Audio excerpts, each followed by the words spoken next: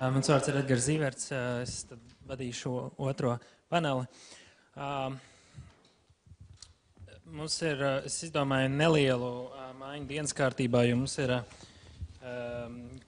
Kosmas Zlatovskis kungs paredzēts kā pirmais runātājs, bet domāju, ka Roberts Zīle varētu būt pirmais, jo viņš ir vienīgais prezentācija, tā būs loģiskāk, un tad pārējie visi bez prezentācijas. Ceru, ka tas der.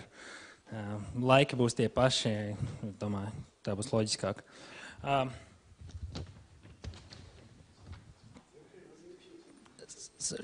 Did you get the translation?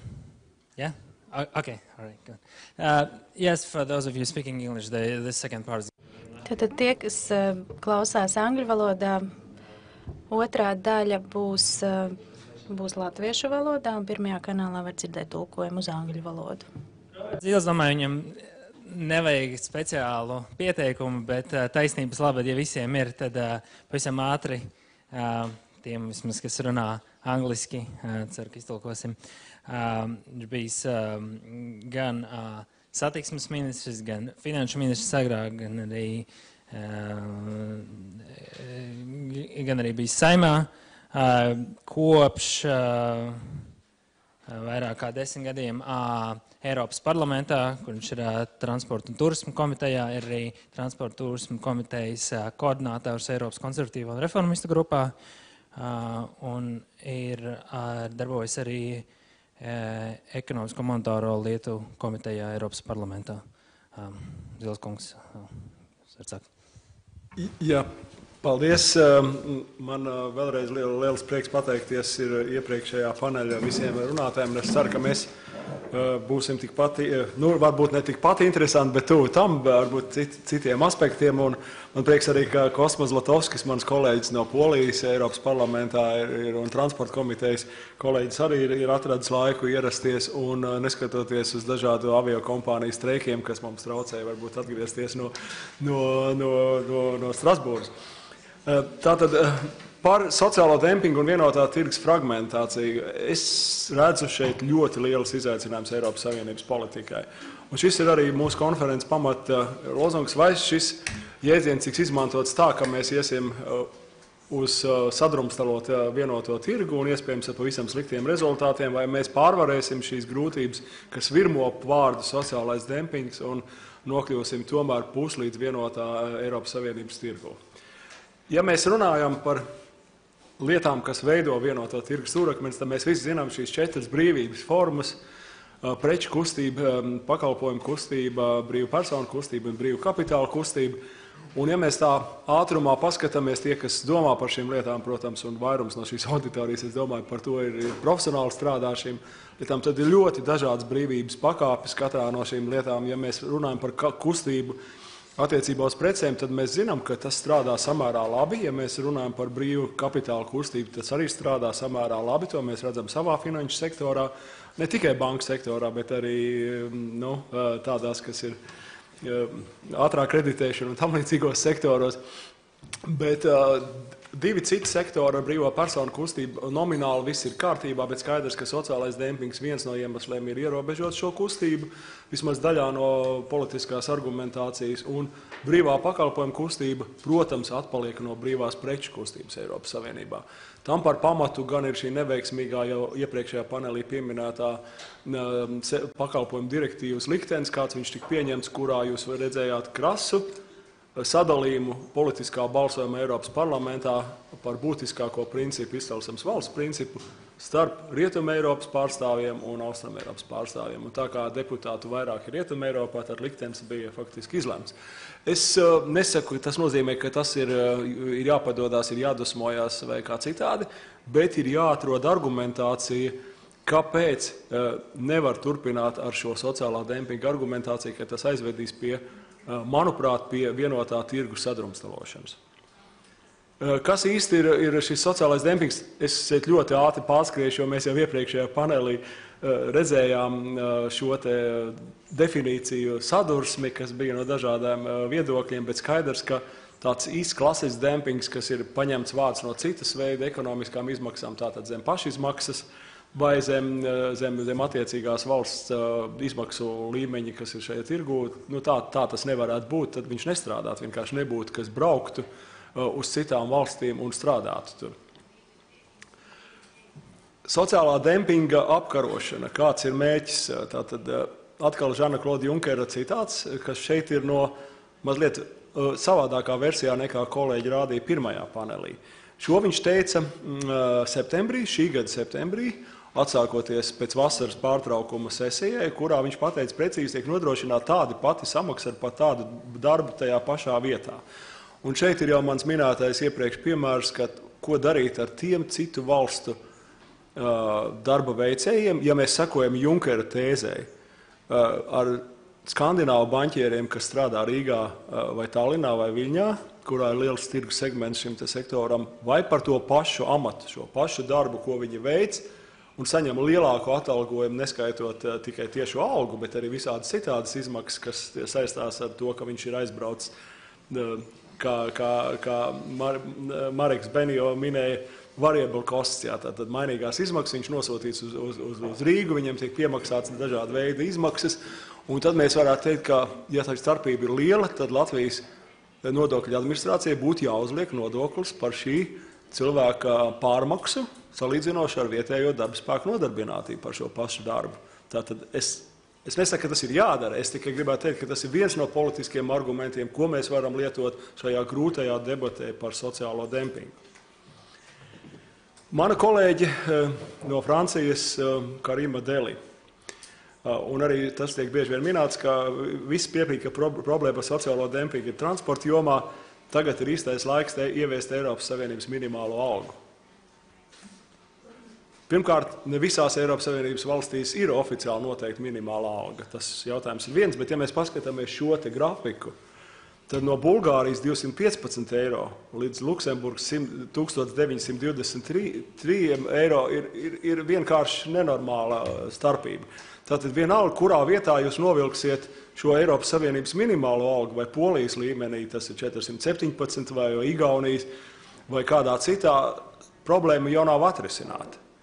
Tāpēc, ka no tā nebeigsies šī pati darbspēka kustība brīvā un nebeigsies vēlme nopelnīt, un savukārt tām protekcionismu noskaņotām politiskām kustībām, kas mēģina cīnīties par varu savā valstī, savukārt neļaus viņam teikt, ka lūk, mēs aizsargāsim savu vietējo cilvēku darba vietas pret šiem cilvēkiem, kas iebrauc iekšā un gatavi strādāt par daudz mazākām algām.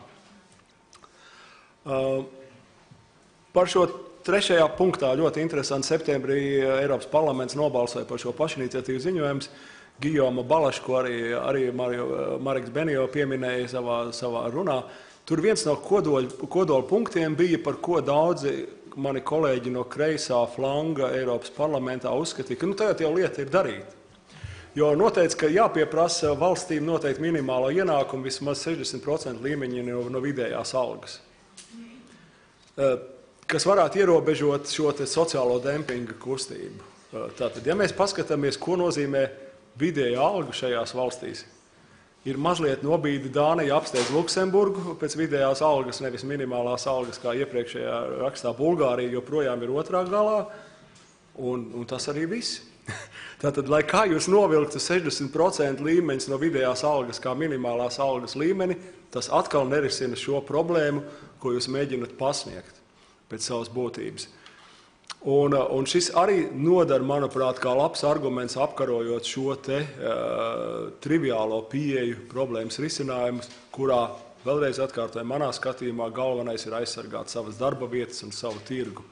Un skaidrs, ka no konkurences ļoti daudziem nepatīk šī pieeja, rodas konkurence, un šeit es varbūt atstāšu uz beigām šo galveno secinājumu par atvērtību un aizvērtību mūsdienu pasaulē, tā skaitā Eiropas Savienībā. Cik tālu mēs šo izlīdzināšanas kampaņu varēsim virzīt, jo skaidrs, ka Austrum Eiropas ES valstīs tās būs mazākas, un cik tālu mēs uzskatīsim par šo dempingu arī preču ražošanā, bet Darvašs jau lieliski parādīja ar šo te, kā viņš sauc, offshore darījums, ka faktiski jūs pārnesat darba spēku tā saucamo sociālo dempingu uz preču ražošanu Austrum Eiropā un tādējādi faktiski izdariet to pašu, tikai to neviens neredz un politiski ne Francijā, ne Vācijā, tas nav tik svarīgi, jo skaidrs, ka nopelna vācu vai franču kompānijas, kas ražo preces Polijā vai Latvijā vai kur citur. Un līdz ar to tas ir neredzam, un tas neskar vietējo politiku tik lielā mērā, tāpēc par to pamatā mēģina nerunāt.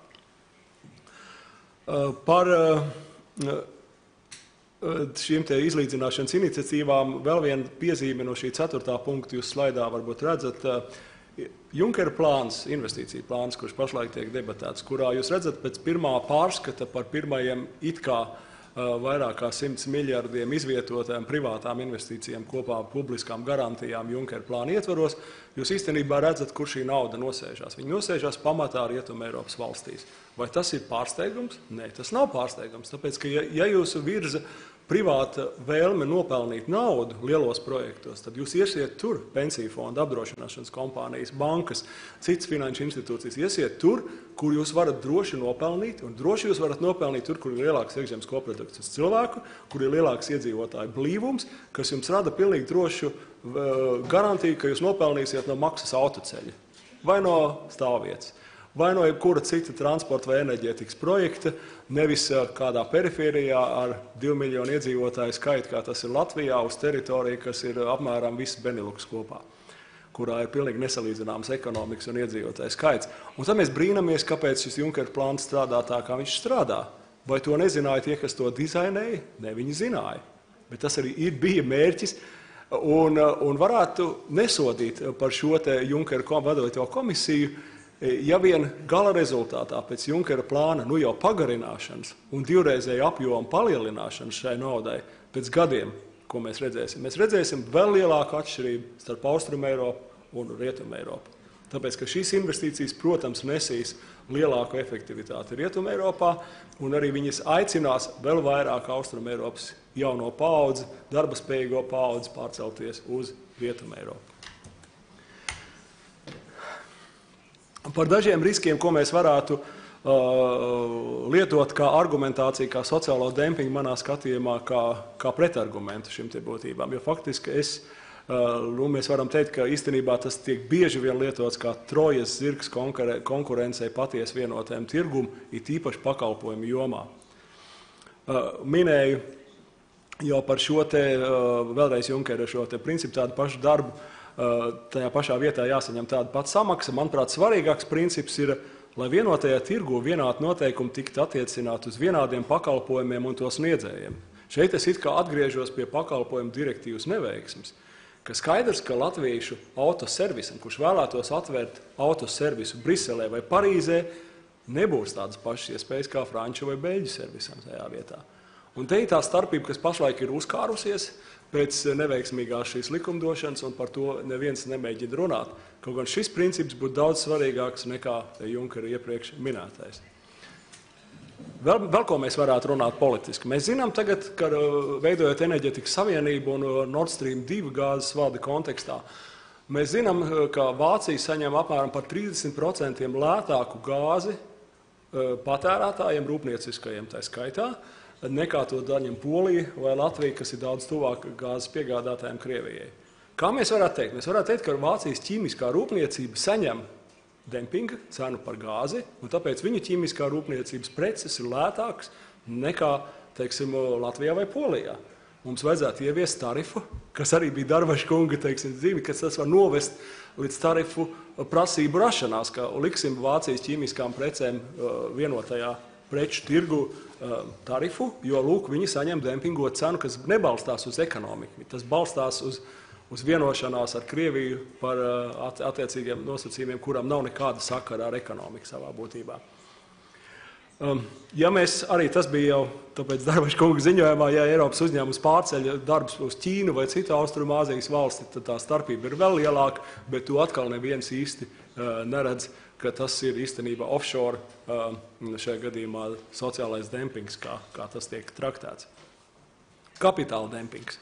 Mēs varētu ieviest arī šādu iedzienu brīvā kapitāla kustībā, jo holandiešu zemnieks vēlas pirkt zemi un pērk Latvijā, dāņi pērk zemnieki šeit Latvijā, un skaidrs, ka lauksaimniecības zemes cenas ir problēma Latvijā. Tāpat kā Polijā, es pieņemu daudz kur citur, jo vienotā tirgu jums ir jāļauj pirkt citiem Eiropas Savienības zemniekiem zemi jūsu lauksaimniecības teritorijās. Un, ja mēs paskatāmies, holandiešu zemnieks saņem 7 reizes apmēram lielāku kompensācijas maksājumu par 1 hektāru, un holandiešu fermerim, ņemot vērā kapitāla uzkrājumu un citas lietas, iespēja paņemt kredītu tirgu ir daudz labāks nekā Latvijas zemniekam. Tas ir neapšaubām. Kā mums uz to rēģēt? Mēs sakam, tas ir kapitāla dempings. Mēs liksim nodokli jums par to, ka jūs gribat pirkt zemi pie mums Latvijā. Es minu šo kā tādu, varbūt pirmā brīdī tādu pārsteiguma aspektu, bet es vairāk griežos pie politiķiem ar domu, ka, kad jūs runāsiet par daudzām šīm lietām attiecībā uz darba spēku kustību, uz sociālā dempinga jautājumiem, es domāju, ka politiskā līmenī nevajag kautrēties minēt šos piemērus. Ja mēs esam tiešām par īstenu Eiropas Savienības vienotu tirgu visās izpausmēs, gan pakalpojumos, gan preču, gan kapitāla kustībā, tad lūdzu ievērosim arī šādus paradoksus, kas īstenībā padara mūsu zemnieks diskriminējošā situācijā zemes tirgu pret citu valstu zemniekiem no Eiropas Savienības. Par transportu nozaru, ko droši vien arī Treziņkungs runās, es domāju, ka mums būs labi zināms, un arī es domāju, ka Kosmas Zlatovskis noteikti par to runās. Tur ir reāla likumdošana, kas ir tapusi Vācijā 2015. gada 1. janvāri, kas ir pašlaik strīdīgā situācijā, vadot ļoti garu procedūru Eiropas komisijai Vācijas valdību, un Makrona likums Francijā, kas stājās tādā vieglā procedūrā, bet stājās spēkā šī gada vasarā, jūlijā, kas abos gadījumos lielā mērā saistīts ar vēlēšanām, un kuru princips kravu pārvadājumu tirgu izmainīja šo situāciju diezgan krasi, un faktiski nav zināmas vēl tās sekas, kā tas varētu ieviest tālāk. Tātad iet runa gan par minimālās stundas algas nodrošināšanu, kravas auto pārvadājumos arī tranzītā, tas tiek reducēts tagad uz tajā brīdī, kamēr šī mašīna, ja viņi mēģinās piedalīties kabotāžu pārvadājumos, kas īstenībā ir aizliegti, kabotāžu domājot vienā valstī, nedrīkst citu valstu šoferis patstāvīgi strādāt, kas varbūt ir saprotams, bet kas tomēr no vienota tirgus koncepta nav saprotams. Ja mēs runājam par vienotu Eiropas Savienības tirgus arī kravas pārvadājumos, turklāt tam ir gan ekonomiskās efektivitātes aspekts, jo neefektīvi ir braukāt tukšām mašīnām, un videi arī ļoti būtisks nozīmīgs neefektīvi ir vadāt tukšas mašīnas pāri Eiropas lielceļiem, kas īstenībā piesārņo vidi tajā neradot nekādu labumu. Turklāt šīs prasības no šīm abām valstīm nepasaka skaidru jautājumu, vai Beļģijas autopārvadātāji, kur minimālās stundas ir augstāk, arī tiks sodīti, ja nemaksās Francijas noteikto algu Francijā. Tad tur ir acīm redzams daudzas neskaidras lietas, bet mēs droši vien par to runāsim arī tad, kad Treziņkungs runāt. Vēl viena lieta no transporta, no kravas pārvadājuma. Beļģija, Francija pieņēma, ka autopārvadātājiem jāguļ ir viesnīcās vai ko viņi nedrīkst gulēt mašīnās. Te pašā laikā tas, ko saka prakse, ka absolūti šajās abās valstīs vietās, kur jūs šoferi var gulēt, parasti nav drošie autoparki. Tas, respektīvi, krava tiek apdraudēta no zādzībām vai kādām citām lietām, un šoferim īstenībā ne tikai izmaksu dēļ, bet arī no šī kravas drošības dēļ ir jāizvēlās, kuru noteikumu viņš pārkāp. Abos gadījumos tas ir slikti, un ja kāds varētu pateikt, ka šī norma ir vienkārši tāpēc, lai būtu ērti Polijas vai Bulgārijas vai Latvijas šoferiem, Beļģija un Franči rūpējās. Nē, tas tā nav. To mēs varam pateikt pilnīgi droši. Un es jums ievadvārdos minēju par Beļģijas transporta darbinieku ārotbiedrības sašutumu, vadītāju sašutumu par to, ka Antverpenes ostā atbrauc portugāļu kravas mašīnu un savāc viņu kravas.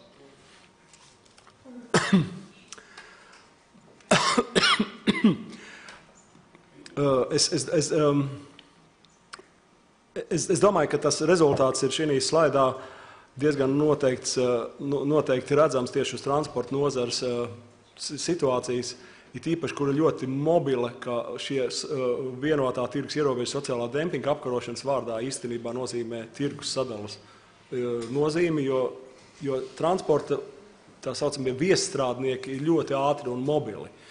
Un tad jūs nevarat attiecināt to ne tikai dažu stundu pārbraucienās vai vienas dienas pārbraucienā caur kādu no valstīm pret konkrēto kravas automašīnu šoferi, bet tā mēs varam aiziet jau līdz pieminētai tēzei par to, ka mēs varam sodīt vai arī pieprasīt pārlidojumā no Rīgas uz Briseli mūsu pilotiem attiecīgo samaksu Turklāt ir vēl interesantāka lietas, kas mēs zinām, ka Air Baltica piloti, piemēram, joprojām, manuprāt, nekas nav mainījies, viņi tiek atmaksāti no Kipras kompānijas, kas arī ir Eiropas Savienības kompānija. Tādā gadījumā prasība, ko es dzirdu no maniem kolēģiem Eiropas Savienībā, katrai aviokompānijai vajadzētu būt huba likumdošanai attiec. Huba tas ir pamatlidostas vietai, kurā vajadzētu visām izmaksām būt saistītām ar tās valsts attiecīgo likumdošanu. Kāpēc par to būtu jārūpējās? No vienas puses, ja jums ir vienots Eiropas Savienības debesis, vienots tirgus aviācijā, kas samērā labi strādā, kāpēc jūs gribat uzlikt šīs sociālos standartus uz to, ka jāpiesaista pie tās pamatlidostas, kas pats par sevi ir absurds, ja ir brīvs aviācijas tirgus, tad kāpēc jums jāpiesaista pie tās valsts lidostas, tās valsts likumdošana attiecībā uz sociālo jomu? Tā un kāpēc jūs nevarat darīt to, ka jūs faktiski nodarbināt šos cilvēkus, kas strādā aviācijā arī caur citu Eiropas Savienības valsts kompāniju? Mēs zinām, protams, par šīm nodokļu labākiem režīmiem, bet tas nav veids, kādā veidā jūs varat risināt. Vēl divi piemēri, kas ir pat vēl visam nesena, kas saistīts arī ar šo Polijas valdība izlēma pasūtīt militāros helikopterus no uzņēmuma, kas ir ASV investīcija pašā Polijas teritorijā, kura ir izvietot. Līdz ar to strādā Polijas cilvēki.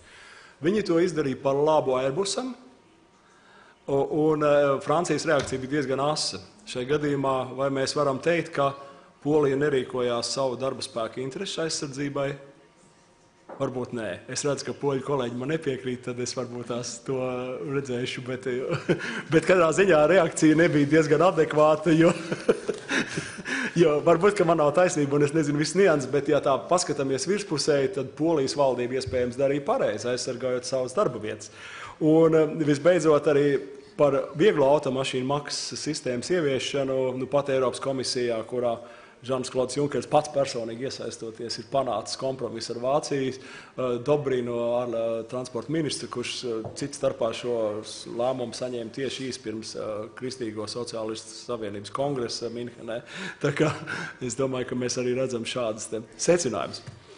Es domāju, ka ņemot vērā, kas notiek arī globāli ar jaunievēlētā ASV prezidenta nostāju brīvās tirniecības līguma kontekstā, gan attiecībā ar Eiropu, gan ar Kluso okeānu, īstenībā un daudziem citiem aspektiem, kas pašlaik virmo globālajā pasaulē, īstenībā manā uzskatījumā tiek apdraudēta atvērtība un tiek promotēta netieši aizslēgtība, kas īstenībā ir strīds starp ilgtermiņu un īstermiņu. Īstermiņā jums jāiegūst vara savā valstī, savā teritorijā, un ilgtermiņā jūs īstenībā zaudējat konkurētspēju un ekonomisko labklājību ilgākā termiņā, ja jūs cīnaties pret atvērtību, pret brīvo tirgu, pret konkurenci visos šajos sektāros.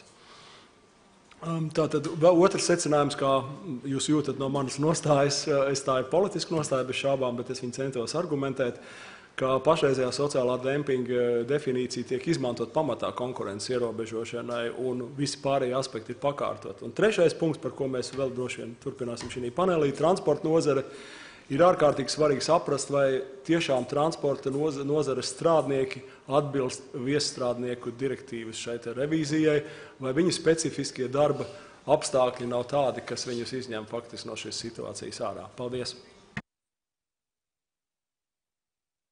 Zīles kungam par tiešām interesanto prezentāciju.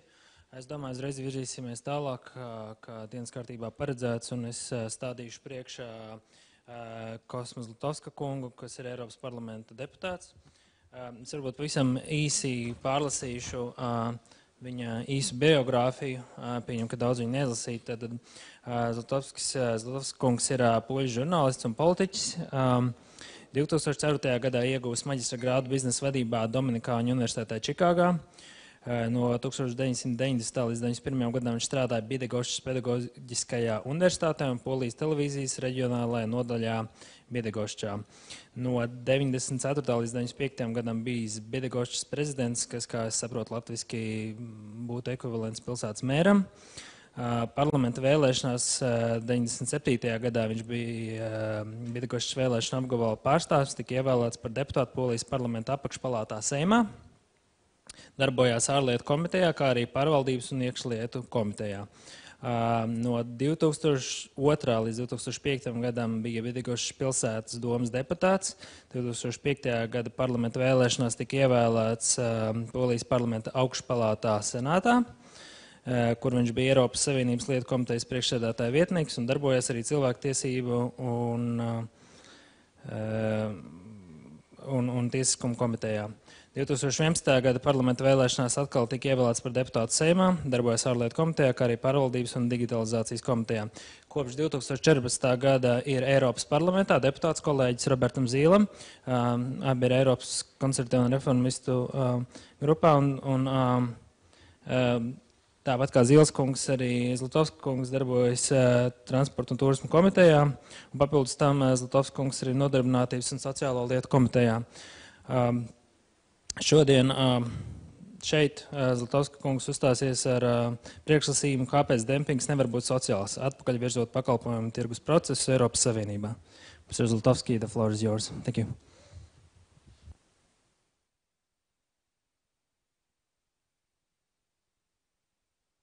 Thank you, Robert, for the...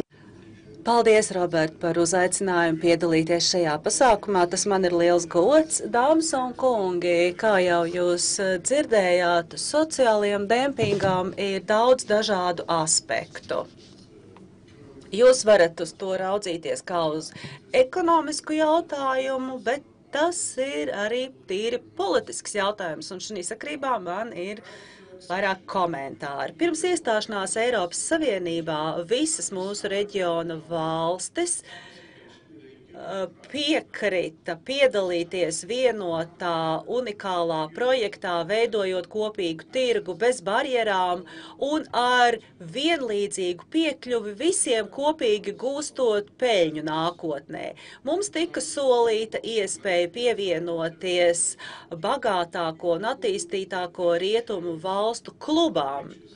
Un mēs zinām, ka šī dzīšanās pakaļ bagātākajām valstīm ilgs daudzus gadus, bet mēs nolēmām to uzsākt, jo mēs uzticējāmies saviem partneriem.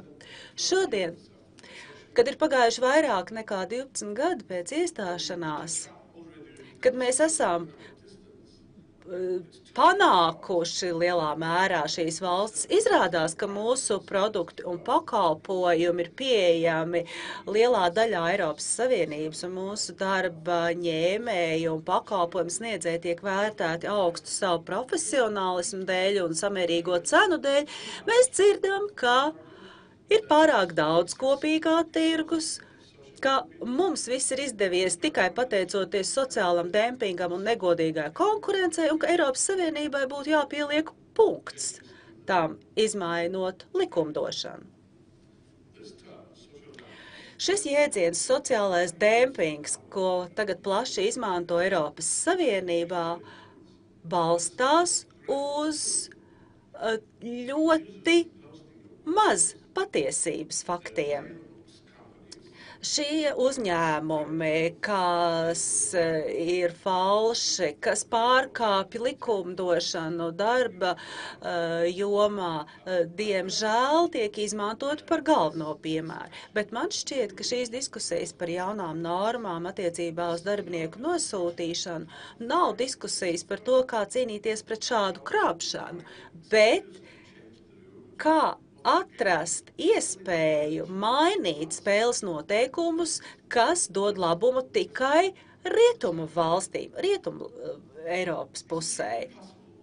Vai tiešām ir iespējams salīdzināt un izdarīt secinājumus, kad ienākums uz vienu iedzīvotāju un vidējo algu līmenis rietumu un austrumu Eiropā tik milzīgi atšķirs?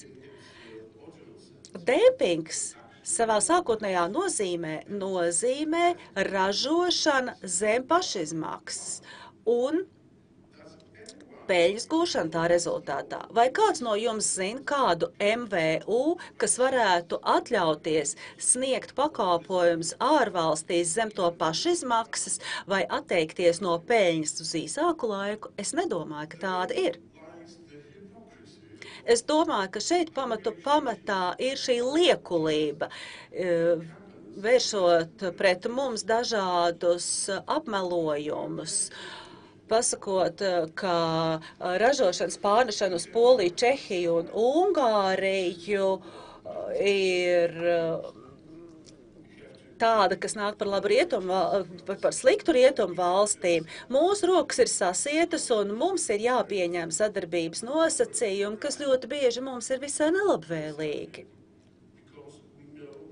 Jo mēs zinām, cik svarīgas ir tās saistības, ko esam uzņēmušies iestāties Eiropas Savienībā. Mēs cerējām, ka mums tās pašas durvis tiks atvērtas kādu dienu, tad, kad mēs atvērām savas durvis ārvalstu kompānijām. Ja nabadzīgās valstis vēlas izmantot tos pašus mehānismus, tad bagātās valstis grib grozīt direktīvu par darbinieku nosūtīšanu, lai aizvērtu šīs iespējas, šīs durvis. Lielākā daļa pētījumu ir pierādījuši, ka darbinieku nosūtīšana nemaz nav tik lēta, kā varētu lasīt daudzos arotbiedrību paziņojumos un rietumvalstu valdību paziņojumos. Darba devējiem ir jānodrošina ļoti daudzas dažādas piemaksas saviem darbiniekiem, kuri strādā ārvalstīs. Ir jāsadz viņu dzīvošanas izmaksas, ceļošanas izmaksas.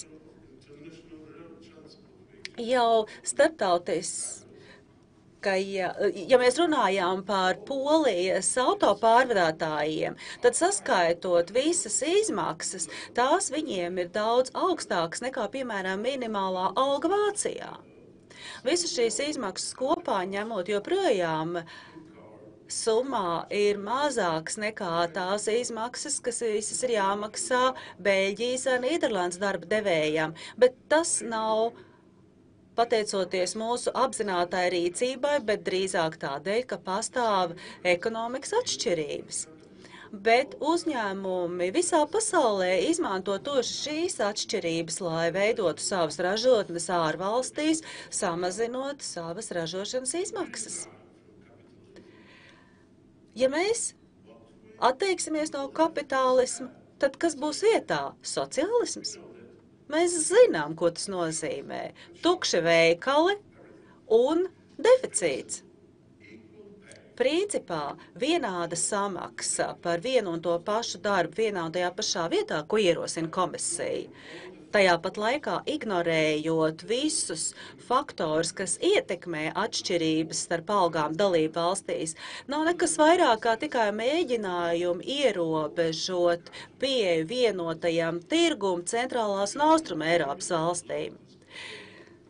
Ja mēs nevarēsim nobloķēt šo priekšlikumu padomē, mēs kļūsim par otrās šķiras Eiropas Savienības dalību valstīm ne tikai politiski, bet arī ekonomiski.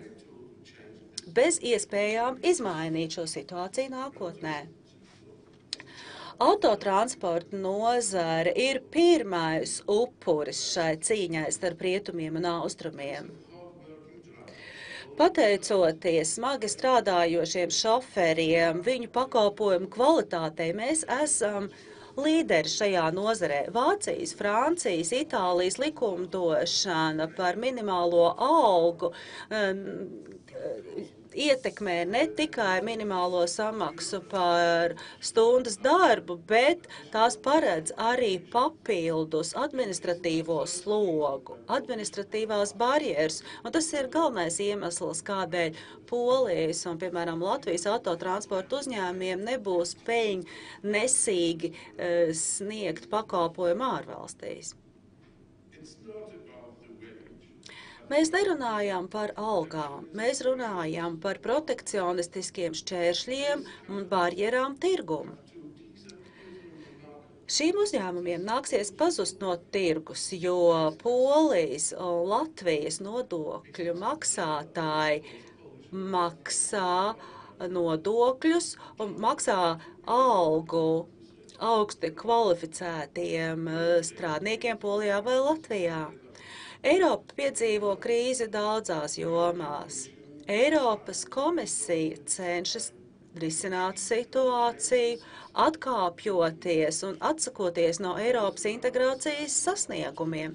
Patreiz notiek diskusijas par šķeltu Eiropu. Tiek runāts, ka ir pārāk daudz valstu, pārāk daudz atšķirību starp tām, pārāk sarežģīts lēmumu pieņemšanas process. Bet šīs atšķirības taču bija vēl lielākas, kad mēs iestājāmies Eiropas Savienībā. Kādēļ tagad Eiropas komisija plāno sagraut visu, ko esam sasnieguši? Tādēļ, ka mums ir izdevies kaut ko sasniegt?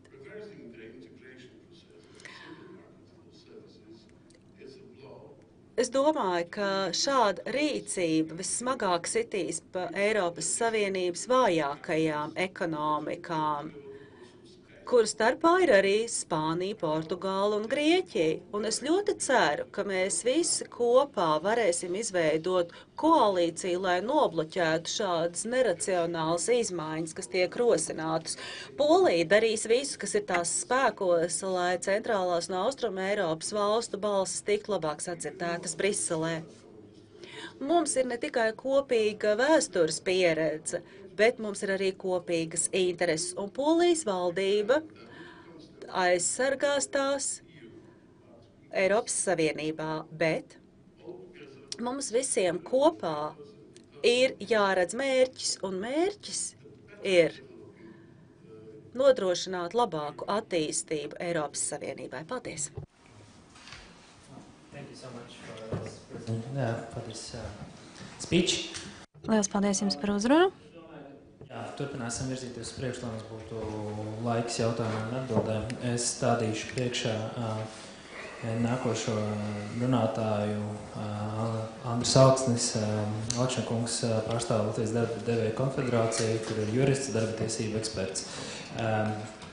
Pārstāv darba devējs attiecībās ar Saeimu ministru kabinetu un valsts pārvaldes institūcijām, darba tiesību, sociālo dialogu un citos sociālo-ekonomiskajos jautājumos.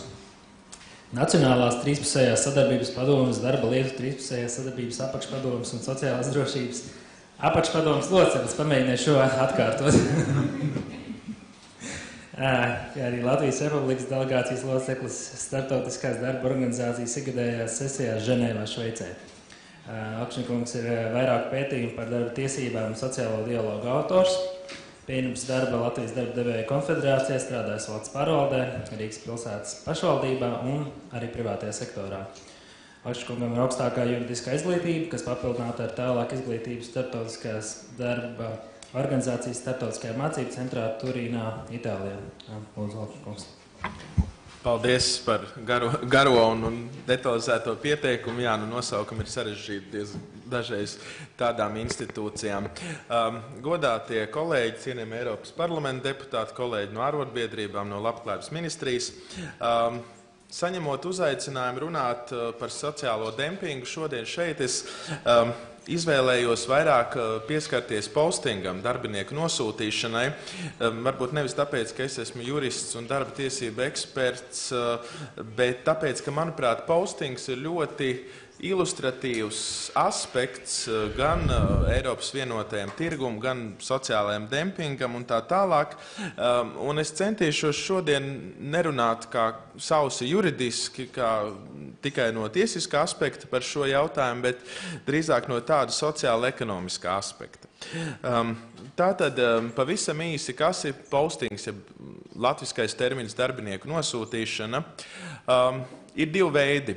Vai nu Latvijas darba devējs nosūta uz kādu laiku savu darbinieku veikt savus darba pienākumus ārzemēs, vai arī tieši otrādā kāds ārvalsts darba devējs nosūta savus darbiniekus veikt kādus darba pienākumus Latvijā. Es uzreiz teikšu, ka postings gan izejošais, gan ienākošais nav tā pati izplatītākā un populārākā lieta Latvijas kontekstā. Tas nozīmē, ka es nevarētu teikt, ka pie mums ļoti daudz darbinieki uz Latviju tiek postoti un tāpat arī no Latvijas. Bet, protams, šeit izceļās tāda nozara kā būvniecība, jo ir jāsaprot, ka postinga gadījumā darbinieks turpina būt Latvijas darba devēja darbinieks, un te es nerunāšu par individuāliem darbiniekiem, kuri vienkārši izvēlās, diemžēl, braukt prom no Latvijas un strādāt citur. Ja postingā populārākais ir būvniecības sektors, tad, ja mēs runājam par individuālu darba veicējiem, tur, protams, ir lielākoties arī sociāla aprūpa un medicīnas jautājumi. Bet par regulējumu runājot, šī gada jūnijā stājās spēkā grozījumi darba likumā, ar ko tika pārņemta pašreiz Eiropas Savienības direktīva par postingu, kas jāsaka ir darba devējiem labvēlīgāka varbūt nekā tā, par ko ļoti iestājās Eiropas Savienības vecās valstis, sauksim tā. Jo pašreiz ir situācija, kad neskatoties uz to, ka mēs Latvija kā Eiropas Savienības dalībvalsts tikko esam savā darba likumā pārņēmuši pašreizējo postingu direktīvu, tad šīs te vecās valsts virza doma, ka vajadzētu jau būt Eiropas līmenī jaunai direktīvai, kas jau netik daudz fokusējās tīri uz minimāliem darba apstākļiem, kādiem būtu jābūt pašreiz no Latvijas postingotiem darbiniekiem uz ārvalstīm, bet jau vairāk tā kā sliecās uz tādu vidējo līmeni. Un kā mēs redzējām no Zīles kunga prezentācija, kaut vai tikai runājot par minimālo algu, atšķirības starp Eiropas valstu minimālās algas apmēru ir dramatiski milzīgas. Un te rodas jautājums, lai Latvijas darba devējs, pirmkārt es gribētu teikt tā, jebkurš, cik es gatavotos šai paneļa diskusijai arī papēti, jebkurš nozares līderis Latvijas darba devējs nevar kļūt par tādu, ja viņš nav saistīts ar eksportu, ar postingu, restīvi, ja viņš, vienkāršā valodā runājot, nenodarbojas ar uzņēmēju darbību arī ārpus Latvijas. Šeit man nāk prātā tādi nozaru flagmaņi, kā piemēram UPB, Ulda Pīlēna kompānijas, kas nodarbojas ar būvniecību. Šeit nāk prātā, protams, Latvijas Finieris, kuram ir uzņēmumi un meitas uzņēmumi un filiāls sākot no Japānas, beidzot ar Igauniju, kur pavisam nesen mūsu valsts prezidents atklāja šo filiāli. Līdz ar to postings un strādāšana ne tikai Latvijas tirgū ir būtībā priekšnosacījums, lai kļūtu par nozares līderi un arī attiecīgi attīstītos uzņēmumus. Un šeit rodas jautājums, ja Latvijas kompānija vēlas un acīm redzot ir nobriedusi tādam solim, kā piemēram darbība Vācijas tirgū, tad kā šis te Latvijas uzņēmums var būt konkurētspējīgs?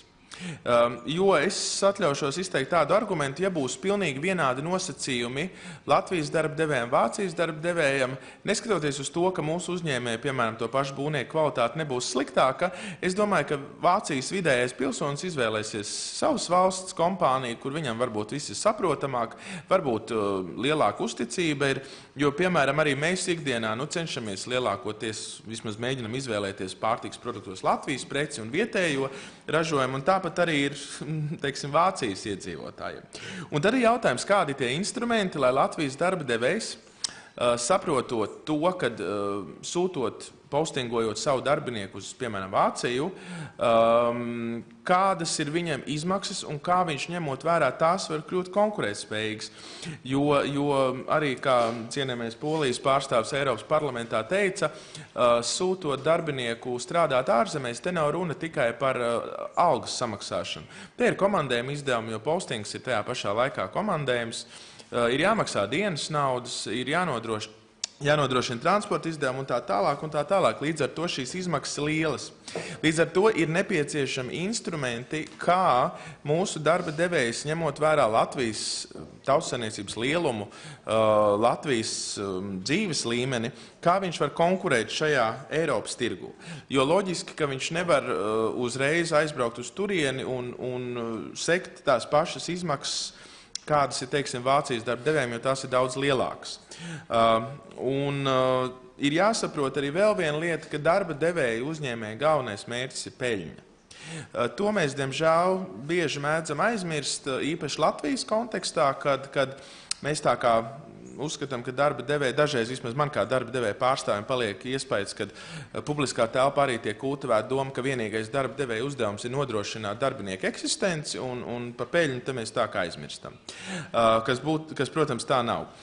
Un te ir jautājums par šo te Latvijas uzņēmēju dalību vienotajā Eiropas tirgu. No vienas puses tas ir vienots, bet tajā pašā laikā izvērtējot visu tautsaimniecības rādītājus, mēs saprotam, ka mēs nevaram turēties pie vienādiem, es negribētu teikt nosacījumiem, bet vienādām izmaksām. Un šajā gadījumā arī runājot par regulējumu, par šo te pašreizējo direktīvu un to, ko tādas valsts kā Vācija, Francija cenšas ierosināt, ieviest.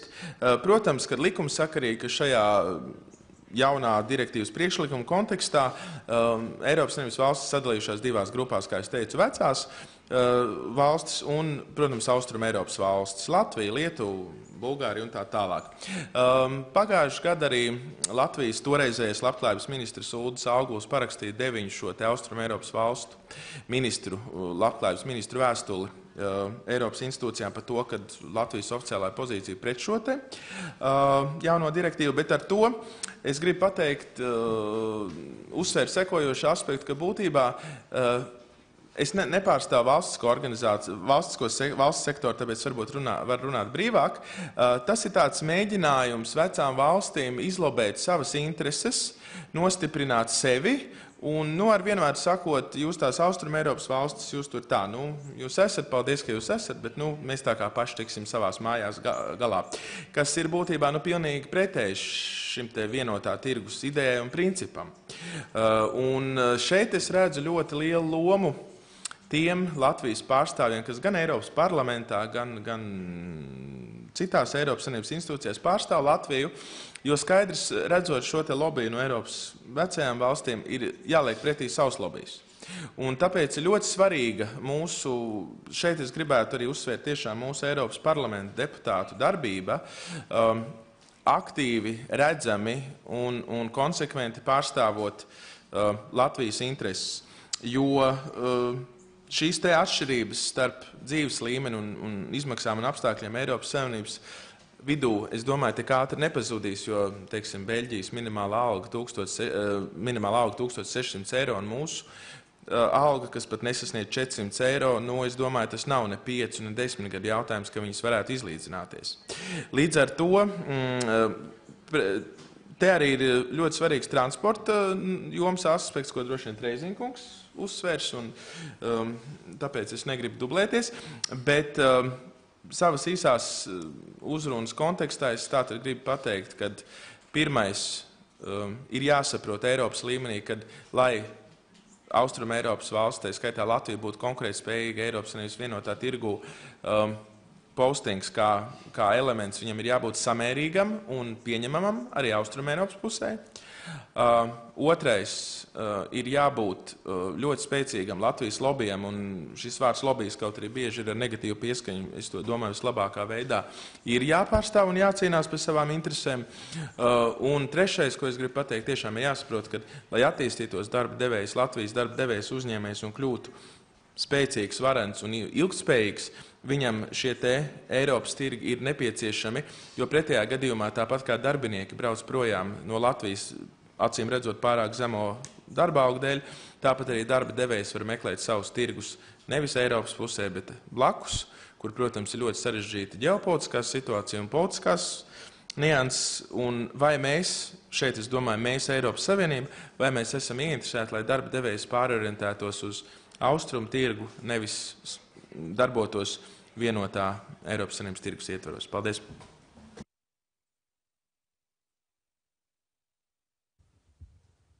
Paldies, Lās Akšņakungam. Kā pēdējo gribētu pieteikt Valdi Trēziņš, kas ir auto pārvadātāju asociācijas Latvijas auto prezidents. Es viņam personīgi gribētu pateikties par to, ka īsā laikā piekritāt būt mūsu panelī, jo mums bija plānots, ka Latvijas Tirdzniecības un Rūpniecības kamera deleģēs savu pārstāvu vētadīs kādu, kas žēl viņiem neizdevās. Trēziņkungs beigās piekrita būt panelī, tā kā liels paldies. Un Trēziņkungs uzstāsies ar runu autopārvadātāju skatījumu.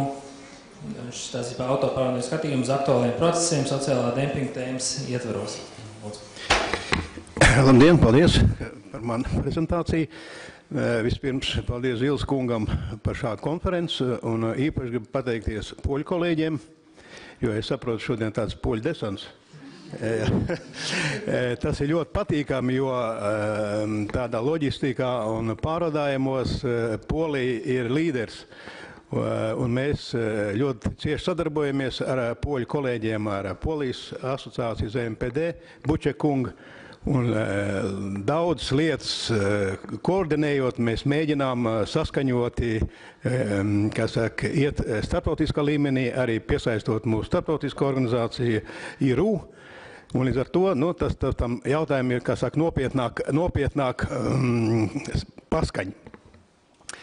Runājot par problēmu šīs dienas konferences jautājumu, protams, mēs kā autopārvadātāji esam jau saskārušies, teiksim, negatīvā jomā, jā, diemžēl tā problēma ir sākusies jau pāris gadus atpakaļ. Ja jūs atcerēties, tā ir tā Vācijas likums no 2015. gada 1. janvāra, tad sekoja šogad Francijas likums. Un mēs paši izjūtam uz ādas šīs problēmas. Mūsu skatījumā viennozīmīgi tas ir konkurences jautājums, jo, ja mēs paskatāmies vēsturiskā attīstībā, kā mēs esam kā transportnieki attīstījušies, īpaši pēc neatkarības atgūšanas un iestāšanās Eiropas Savienībā, jau tad pirms iestāšanās vecās Eiropas Savienības valsts jau zināms nosacījums un noteikums mums stādīja. Piemēram, bija tāds saucama atļauju sistēma, un tad jau bija no Vācijas, no Francijas, no šīm vecajām valstīm jau bija noteikumi, ka mēs varam iebraukt Vācijā, Francijā ar tā saucamiem zaļajām atļaujām. Tas nozīmē, ka tikai noteikts ekoloģisks klases automašīnas varēja iebraukt vienā vai otrā valstī. Līdz ar to šobrīd pārvadātāji ir investējuši ritošajā sastāvā transporta līdzekļu pietiekoši liels līdzekļus un finanses. Un, protams, nav mums vienaldzīgi, kā mēs dzīvosim un kā mēs strādāsim un atpelnīsim tos līdzekļus, ko esam ieguldījuši. Un šī, teiksim, nostāja no Eiropas Savienības, protams, mums rāda izbrīni. Jebkurā gadījumā mēs esam nepatīkami pārsteigti, kā saka, un šīs te prasības attiecībā pirmām kārtām uz Vāciju un Franciju, es kā to jums pievedīšu piemēru, ja, kad šobrīd, teiksim, Francijā, arī Vācijā jāreģistrējās, jāinformē attiecīgās institūcijas, kā konkrēts automašīna, konkrēts numurs un konkrēts šofers, vadītājs iebrauks Vācijā, Francijā, teiksim, noteiktā datumā. Un pat vairāk, teiksim, Francija pat aizgāja tālāk, ir jābūt nodibinātam pārstāvim Francijā, jābūt konkrēti vai no fiziskai vai juridiskai personai, kam ir šī pilnā informācija par konkrēto pārvadājumu, lai pēc kontrolējošo institūciju pieprasījumu varētu piestādīt šo informāciju. Pie kam? Tādā šī informācija ir jābūt vietējā valodā, kā saka. Ja tā ir Vācija, tas ir vācu valodā, ja tā ir Francija, franču valodā, tad tā ir gan par noteikto braucienu, gan darba līgums ar šoferi, gan izraksts no dokumenta, kas apliecina, ka šoferis ir tiešām saņēmis šo minimālo attiecīgās valsts minimālo algu, ja, un tā tālāk. Līdz ar to, paši redzat, cik tas ir, kāds tas ir administratīvais sloks uzņēmējām, ja, un tā faktiski tā ir barjera šajās pārvadājumos, kas ir klajā pretrunā ar Eiropas pamatvērtībām, ar brīvo tirgu, ar liberālo tirgu. Jā, un, tas ir tiešām nopietns barjeras pārvadātāju ikdienā. Ja agrāk bija šīs robežas, bija muitas problēmas, bet tad pēc iestāšanās Eiropas Savienībā tas viss tika atcelts, un normāli varēja veikt šos pārvadājumus un pārvadāt kravus pa visu Eiropu. Jāsaka tā, ka, ja runājam kopumā, pārvadātāji, teiksim, šajā laika posmā ir pietiekoši labi attīstījušies arī Latvijā, arī citās Eiropas valstīs, īpaši centrāla un austrum Eiropas valstīs. Nu, šobrīd mūsu rindās jau ir licencijas saņēmuši vairāk par 3,5 uzņēmēji. Tas ir 14,000 automobīļi, un, protams, Lauvas tiesa pārvadā kravas tranzītā vai veicot pārvadājumus uz to pašu Vāciju, uz to pašu Franciju.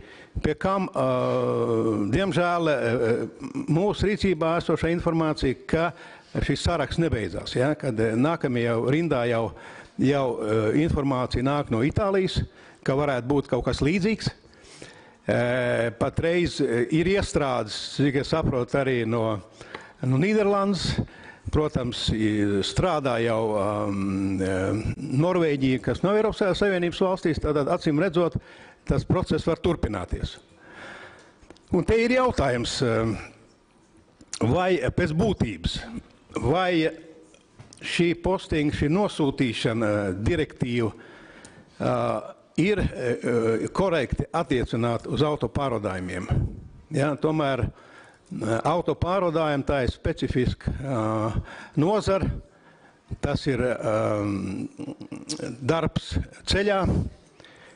Nu, tas nav klasiskā izpratnē nosūtīšana uz konkrētu valsti, kur tu esi atrodies kaut kādu zinām laiku, nezinu, mēnesi, 2 gadu, un ka tu tur arī attiecīgi darbojies, un tad tur var diskutēt par šo postinga, kā saka,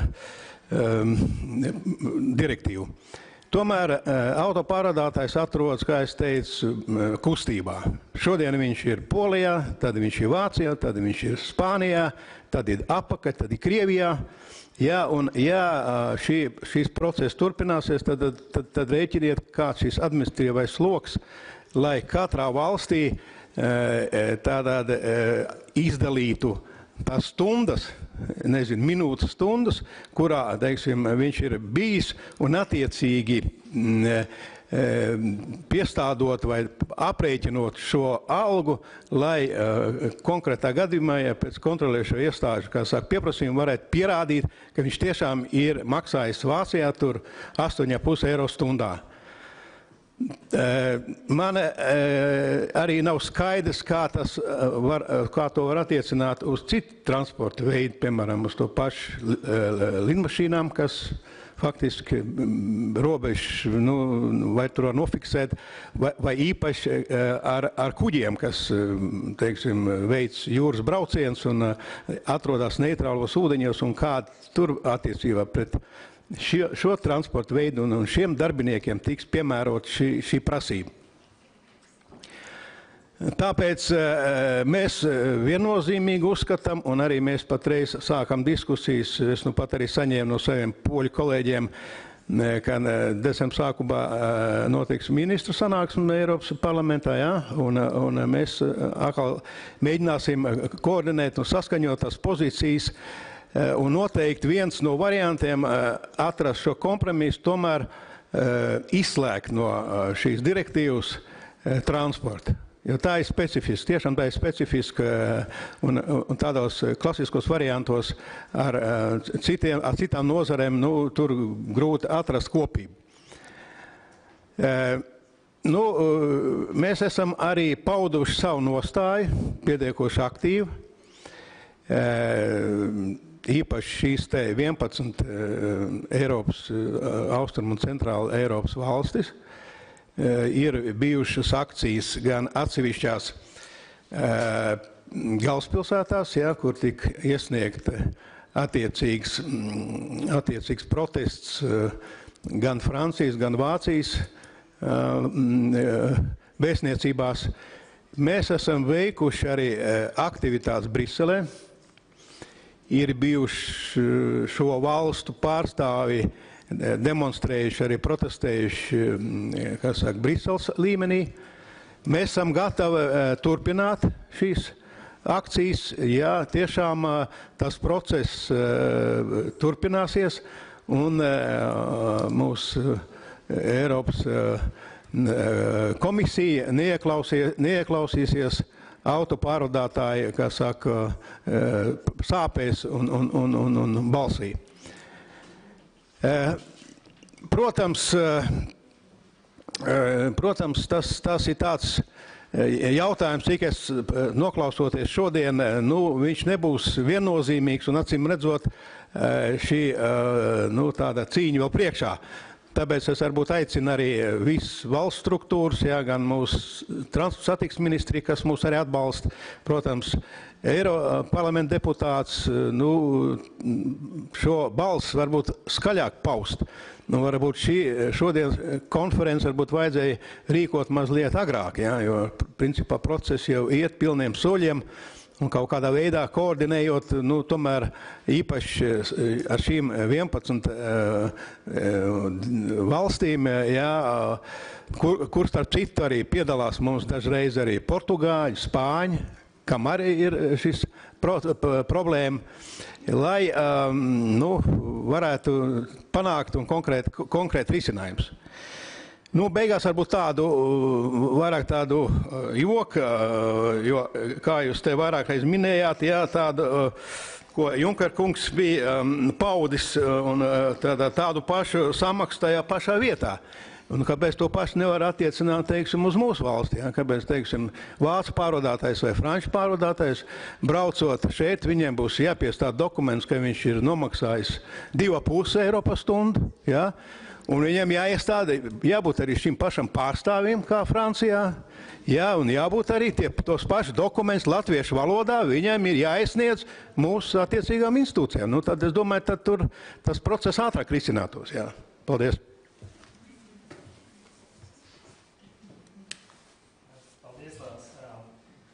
Runātāji ļoti interesanti un arī ļoti ātri, kā izrādās. Mums pat ir vairāk laiks, kas ir pirmā reize laikam nekā. Tad mums ir nedaudz vairāk laika nekā bija ieplānots jautājumiem un atbildēm, bet, protams, varam arī pabeigt ātrāk, tad būs patīcamāk ātrā pēdējā daļa pienāks ātrāk. Tātad es tagad došu mikrofonu tiem, kas grib uzdot jautājumus. Lūdzu stādīties priekšā, mēģinām jautājumus pietiekoši koncentrētus un īsus. Es vienīgi došu pirmo vārdu kungam, jo mums bija noruna, viņš pagājušajā panelī nedabūja uzdot, tāpēc es došu viņu pirmie.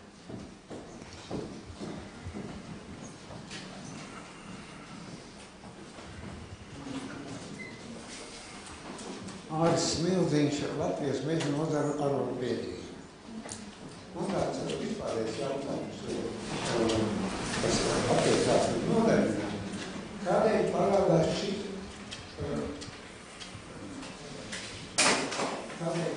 šis termins nedeklarētā nodarbinātība? Jo tā ir nelikumīgā, nevajag piesaisties darba devēju. Ka es aizmirstu tikai šo cilvēciņu pieregistrēt, pieteikt, un tas ir viss, un man vēl tur kaut kādi represijas izteiks. Tad kolēģis ar Beniju pieminēja par to darba ražīgumu.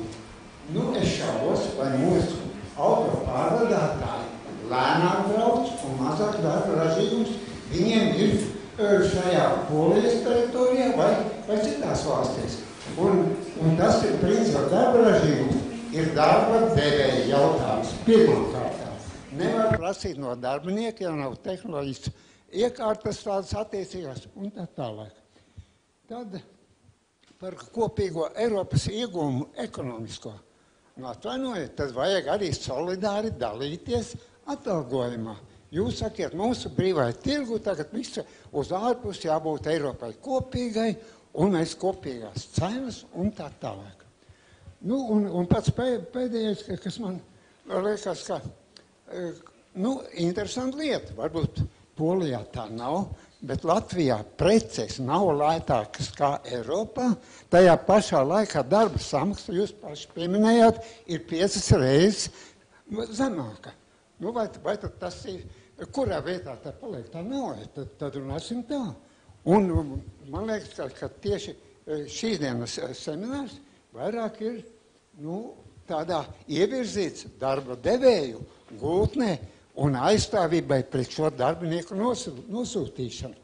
Darbinieku nosūtīšana, man liekas, ka ļoti pareizi, ka Latvija faktiski iesāk šo jautājumu Eiropas mērogā.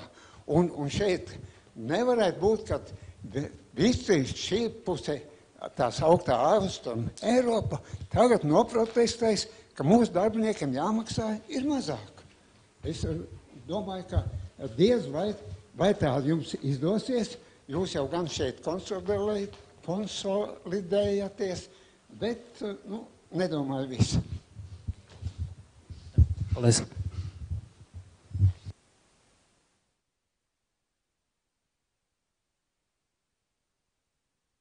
Es varbūt tās daļa no tiem jautājumiem par šo ekonomisko un sociālo efektu, tas varbūt daļai saistīts tikai ar jautājumu, ko manuprāt, vajadzētu pieminēt.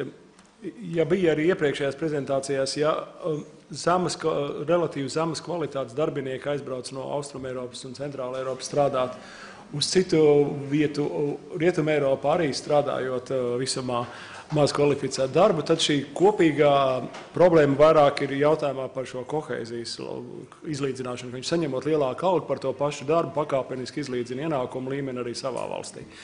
Bet, diemžēl, mēs novērojam arī situāciju, ka augstāk izglītot cilvēki tikai dēļ šīs milzīgās darba samaksas starpības brauc no Austruma Eiropas strādāt Rietuma Eiropā maz kvalificētu darbu.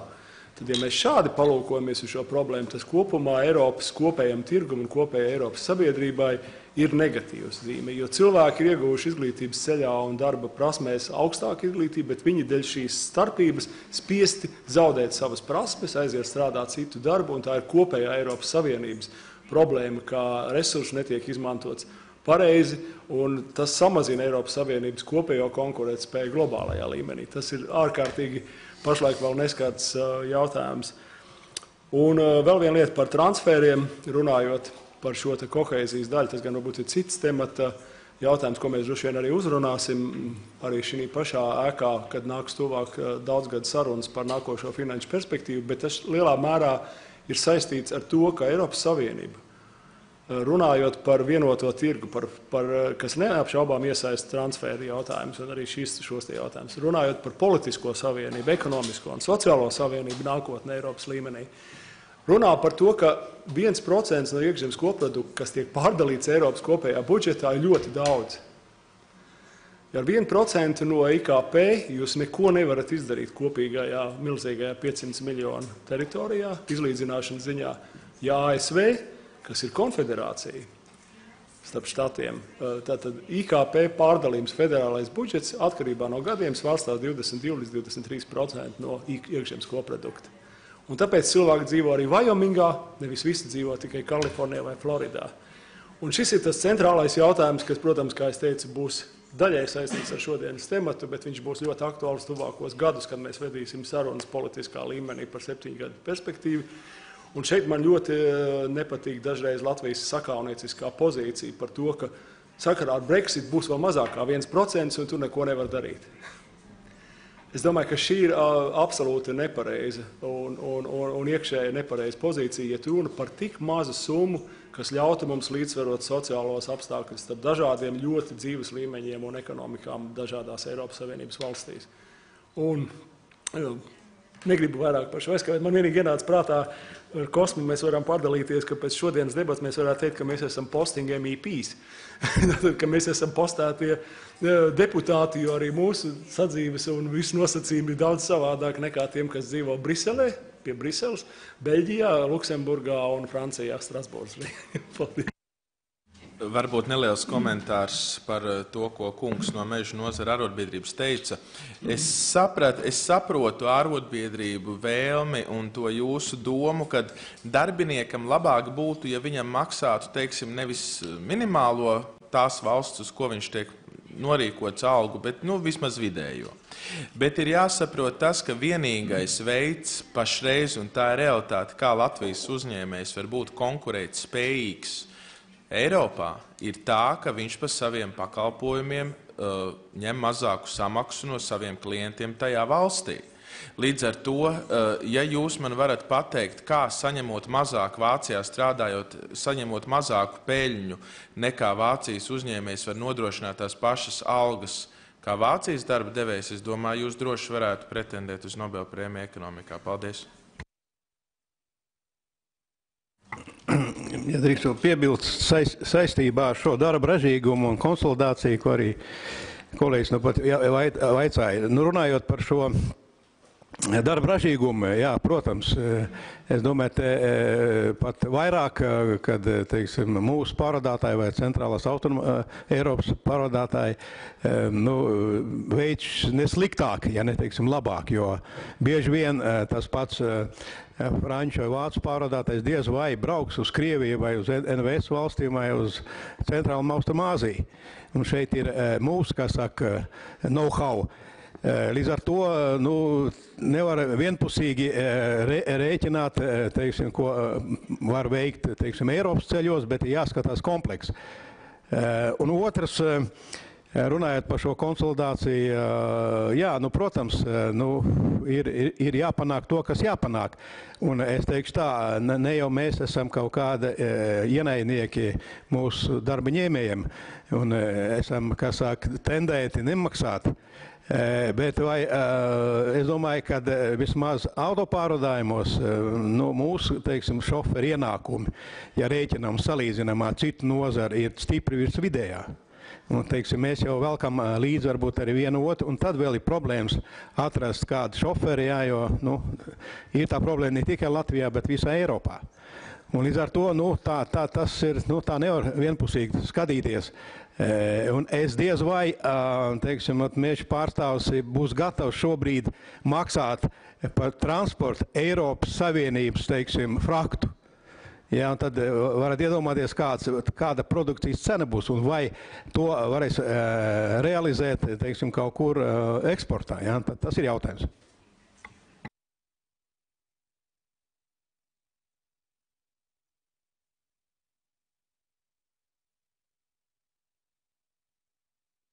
Es esmu Vita Gulba, pārstāvu transporta kompāniju Dinotrans. Un tiešām kopš tā 2015. gada 1. janvāra mēs uzreiz arī vērsāmies pie mūsu ministrijām ar jautājumu par šo minimālās algas jautājumu un arī vērsāmies pie komisāres vairāk kārtīgi ar konkrētu jautājumu arī, kad tiks dota atbilde. Jo tā neskaidrība, kā tad īsti ir jāpiemēro šī direktīva par posting workers direktīvu, viņa arī kropļo šo konkurenci, jo ja ir skaidri noteikumi. Un joprojām nav atbildi. Zīleskungs arī saka, ka droši vien līdz vēlēšanām nebūs atbildi. Bet tas ir privāti biznesā, mēs tā nestrādājam. Mums ir termiņi, mums ir budžets. Un vienkārši es tieši konkrēti esmu finanšu direktore, un man ir ilgtermiņa plāni jāplāno, un es tiešām nezinu, kā šī politiskais jautājums tiešām reāli ietekmē mūsu biznesu. Un šajā cīņā, kur vecās valsts ar jaunajām, kamēr karo, ir pazaudēts vispār skats, ka ir liela problēma transportā, ka nav jau kas dara to darbu. Mums ir 3. daļa darbinieku 3. valstu pilsoņi. Tāda ir situācija. Un ir jādomā tiešām ilgtermiņā, jāmaina vektors, nevis plēsties, bet meklēt risinājumu, kā Eiropa var kļūt konkurētspējīga. Tas ir tas pats galvenais politiskais, ko mēs sagaidītu tiešām politiskā līmenī, lai tas vektors tiktu mainīts. Lai mūs nevis tiešām mēs koncentrētos uz represijām, bet mēs koncentrētos uz to, kā mēs attīstam. Jo tiešām, kā Trēziņa kungs teica, mēs maksājam vairāk kā vidēji Latvijā, un ļoti daudzas ģimenes tiešām ir laimīgas, kad ir darbs šoferiem, jo tie šoferi pamatā mums ir Daugavpils, Rēzekne, kas ir vietējie šoferi. Un tas ir ekonomisks tiešām jautājums, bet tiešām tas, ko mēs gribētu sagaidīt jau vairāk kārtīgi, ir tiešām nolikt termiņus ar atbildēm. Tad tas jautājums vairāk tiešām, Zīleskungs, vai jūs varat pacīnīties arī, lai tā komisija un tie deputāti līdz tām vēlēšanām izdara šo politisko mājas darbu. Paldies, es varbūt paskaidrošu par šo Vācijas likumu, kā tas attīstījās. Jūs jau arī minējāt, toreiz bija Latvijas prezidentūra ar Andriju Matīs vadīto transporta padomu. Parlamentā mums izdevās transporta komiteju šo jautājumu sāsināt, un kopīgi ar parlamentu mēs piespiedām Eiropas komisiju vispār kaut ko sākt darīt. Kaut gan pagāja, ja nemaldos, 6 mēneši, tikai 2015. gada jūnijā Eiropas komisija uzsāka procedūru ar Vāciju. Tad pagāja gandrīz 6 mēneši no šī brīža, kad Vācija ievieš šo likumu, lai vispār kaut kas sāktos. Bet kopš tā laika mēs esam parlamentā Violetu Bulce, transporta komisāru, vairāk kārt spiedruši gan ar vēstulēm, gan ar uzstāšanās pateikt par šo attīstību. Diemžēl tas, ko es jums teicu, ir nevis tāpēc, ka Eiropas parlaments negrib piespiest Eiropas komisiju pabeigt šo lietu. Tur arī tiesvedības konkrētās sakas, kas var ļoti ilgi virzīties. Bet es runāju par to, ka mums nav mūsu rokās instrumenti, kādā veidā piespiest Eiropas komisiju rīkoties asāk pret Vācijas valdību. Un šeit es gribētu teikt Junkera vēlreiz vienu citātu, ko viņš parasti saka, šī Eiropas komisija, viņš vadot Eiropas komisiju, saka, ir politiska komisija. Un te jums ir atbilde, kāpēc nekas, manuprāt, es jums vienkārši atklāti pateicu, kāpēc es nesagaidu, ka Junkera vadītā komisija kaut ko izdarīs par šo jautājumu pret Vācijas valdību līdz Vācijas vēlēšanām septembrī nākošā gadā. Diemžēl tāda ir realitāte. Mums nav spēka noņemt Junkeru Eiropas parlamentā.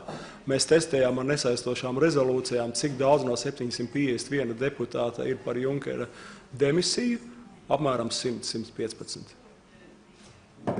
Tas arī viss.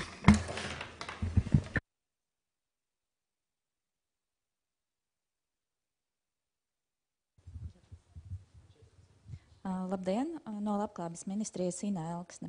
Kā jau mana kolēģi teica, mēs esam tie, kas Latvijā strādā ar darbinieku norīkošanas direktīvu, piedalāmies tātad Eiropas Savienības padomes darba grupās, izskatot šo priekšlikumu arī, kas pašlaik ir aktuāls. Un jāatzīst, ka šī priekšlikuma izskatīšana ir ļoti, ļoti sarežģīta un tiek jauktas kopā ļoti dažādas lietas. Ir darbinieku tiesību ierobežojumi, kas ir saskaņā ar esošo direktīvu, nav pieļaujami, un dažādas ļaunprātīgas rīcības tiešām ir aizliegtas un ir novēršamas visādos veidos, kā jau arī teica pirmajā paneļa diskusijā, ka nedeklarētais darbs ir tas elephant in the room. Bet, jaucot dažādus šos argumentus, mums vienkārši ir radies tāds priekšstats, ka tas ir, kā jau arī Zīles kungs minēja, apturēt šo procesu diezin vai ar esošo komisiju ir iespējams.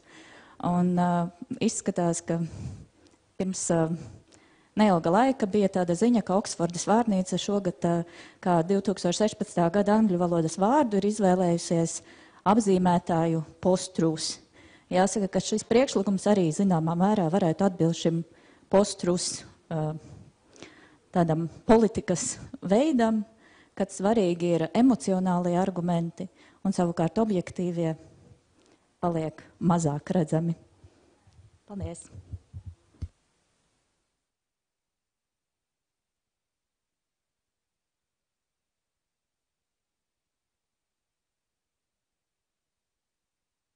Tad es rindā, jā? Sveiki. Anna Kamradze, transporta kompānija Kurbet. Man ir konkrēts jautājums Trēziņa kungam. Vai jums ir zināms konkrēti skaits par Vāciju, cik ir transporta pārdātāji no Latvijas pārbaudīti, un vai kāds ir sodīts? Pārdātāji savā starpā runā, ka Francijā ir laikam pirmais sods samaksāts lietuviešiem, ja mēs konkrēti mēs normamies ar vieglu automašīnu pārdājumu. Bet vai jums ir šī statistika, jo tā neziņa ir tā kā milzīga? Paldies! Jā, paldies par jautājumu. Saistībā ar Vāciju lielāks problēmas bija sākuma posmā, kad tika ieviesti. Tad bija, attiecīgi kontrolējušie baudīja un izteica tur. Ir pat tie, kas arī samaksājuši soda naudas. Runājot par šodienas situāciju, ar Vāciju ir tāds, kā saka, klusuma periods. Ja? Tad, protams, tas neizslēdz, ka var pārbaudīt uz stāvvietās, ja? un paprasīt dokumentus un informāciju, bet mums nav tā šobrīd mūsu rīcībā, kad ir kāds nosodīts un vēl lieliem soda naudām. Runājot par Franciju, kaut kur līdzīgi, ja, ir brīdināts, ja, īpaši tiem, kam nav noformēts šis pārstāvs, kam nav šī atestācijas forma, kā paredz Francijas likumdošana. Tā kā mēs visiem iesakam, tomēr ņemot vērā šodien tādu nestabilu situāciju šajā jautājumā, tomēr gatavot šos dokumentus, jā, meklēt šo pārstāvu, sūtīt to informāciju, vismaz ir šīs oficiālais. To, kā masveidi to patreiz nesod, tas ir fakts, jā.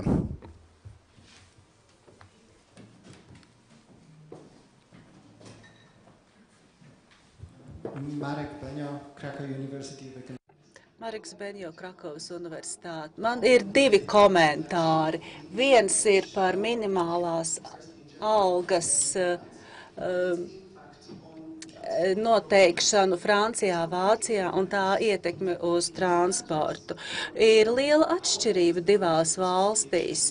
Un, piemēram, ja runājam par darba spēka mobilitātes iniciatīvu Polijā, tad, piemēram, Vācijā 2015. gada februārī, tas ir 2 mēnesi pēc minimālās algas prasības ieviešanas Vācijā, Polijas valdība vērsās pie Vācijas valdības un viņi noslēdza džentlmeņu vienošanos par to, ka netiks piemēroti sodi Polijas autobraucējiem, kamēr komisijas lieta pret Vāciju nav atrisināta.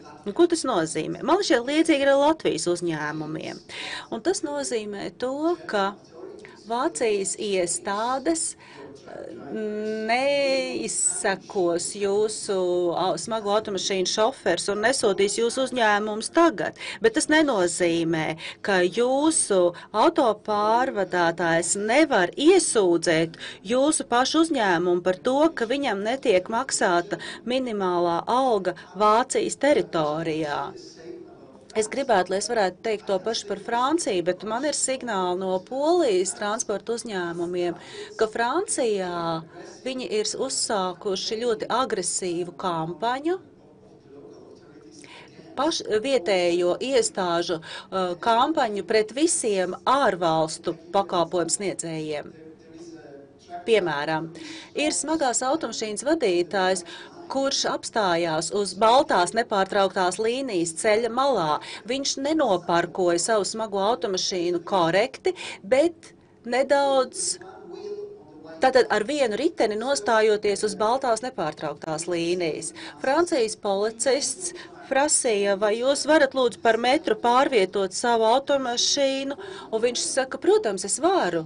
Un viņš ielec automašīnā, pielaiž motoru, un saņem par to sodu, jo viņš ir pārkāpis likumu par pieļaujamo darba laiku, tātad šīm stundām pie stūres. Tas ir ļauni, bet tas nav vienīgais gadījums. Paldies!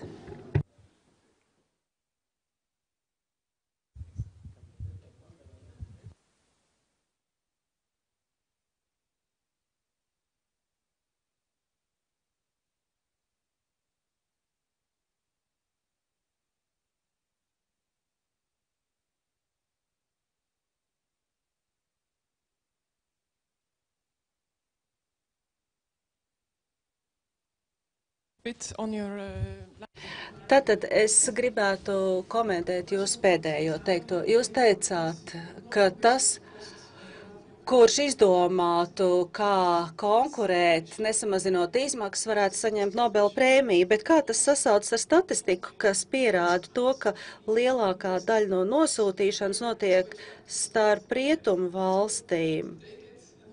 Vai viņi saņems Nobela prēmiju?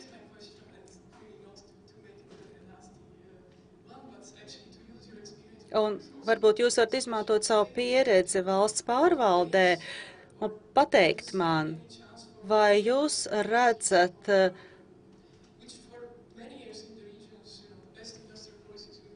kādā veidā mēs varētu veidot rūpniecības politiku?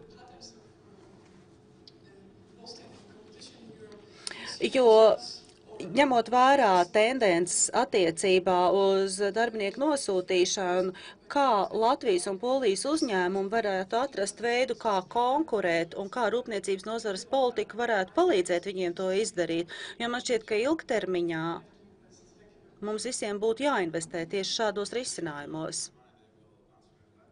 Ja jūs neiebilstat, es atbildēšu latviski.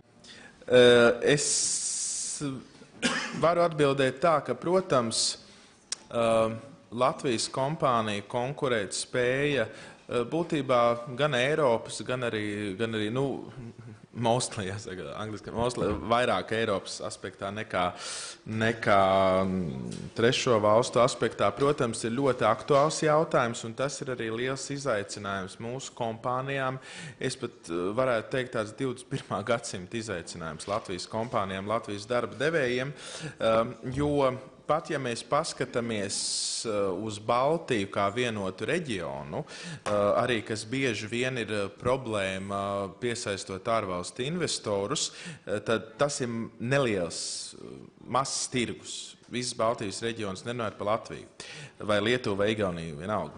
Līdz ar to ir jārod veidi, ir jārod kaut kāda pievienotā vērtība, kā piemēram Latvijas darba devējs var izdzīvot ne tikai Latvijā, bet arī, runāsim par Eiropas kontekstā. Un ņemot vērā to, ka jāsaka, jānodrošina no tādas ekonomikas un uzņēmēja darbības teorijas, tas nav labākais, kad mūsu darba devēji pašreiz panāk savu konkurētu spēju Eiropas līmenī ar būtībā savu pakalpojumu vai savu cenu dempingu. Bet atkal, šeit ir tas jautājums, cik, tad mēs pie tādas ļoti globālas lietas nonākam, cik ilgspēja ir Eiropas ekonomika vispār. Jo vēl viens aspekts, tagad arī Eiropas institūcijas saka, jā, mēs cenšamies jūs tā attīstīt ar Eiropas struktūra fondiem un tā tālāk. 20. gadā ir variants, ka tie struktūra fondi beidzās un vairs neienāk Latvijas ekonomikā. Un tad, kas notiek tad? Katrā gadījumā no komersanta, respektīvi tas, ko es gribu pateikt, ka Latvijas darba devējs ļoti labprāt maksātu savam darbiniekam vienalga, gan postingotēm, gan šeit uz vietas, Eiropas vidējā līmeņa algu. Un arī vēl viens mīts, kas, diemžēl, publiskajā telpā ir arī par Latvijas iekšējo situāciju, ka darba devējs negrib maksāt darba devējiem lielu algu. Bet lielākoties es šeit pārstāvu sociāli atbildīgus darba devējus, tie, kur lielākos Latvijas darba devējus, kuri apvienojušies Latvijas darba devēju konfederācijā. Un, protams, mūsu biedriem algas ir stipri virs vidējām jebkurā pozīcijā, darbinieku pozīcijā. Nerunājot par minimālo. Bet te ir šis jautājums, kad instrumenti, tā nav tikai šī konkurētspēja Eiropas līmenī, tā nav tikai darba devēja komersanta problēma. Tā ir būtībā regulējuma un Eiropas līderu, Junker kungu, Šulc kungu, kā Eiropas parlamenta līderu un tā tālāk, šo cilvēku redzējums par to, kāda būs Eiropas ekonomika 20. gadā, 30. gadā un tā tālāk. Te es pat nepieskāršos tādiem aspektiem kā Ķīnas preču intervencija ar Ķīnas izmaksām un tā tālāk. Un vēl arī, te mēs nonākam būtībā saistībā ar Reizinkungu uzstāšanos un to, ko kolēģi jautāja piemēram, par Vācijas ietekmi Eiropas Savienībā, Vācijas politisko ietekmi Eiropas Savienībā.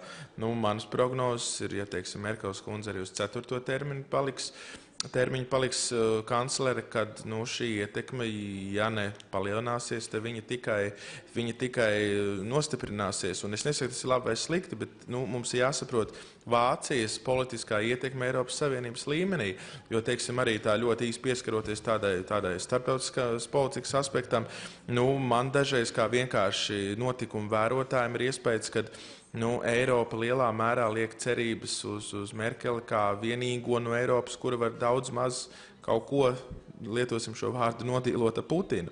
Tāpēc viņa ir ļoti svarīga un tāpēc viņas ietekme un Vācijas ietekme milzīga. Un te es ļoti labi saprotu Zīles kungu, ko teicu, ja, kad parlaments var būtībā darīt, ko grib, par transporta jomu runājot, nepiespiedīs komisiju atbildēt. Vienkārši tāpēc, ka tā banalizējot mūsu Merkels kundze zvans Junkera kungam un viss.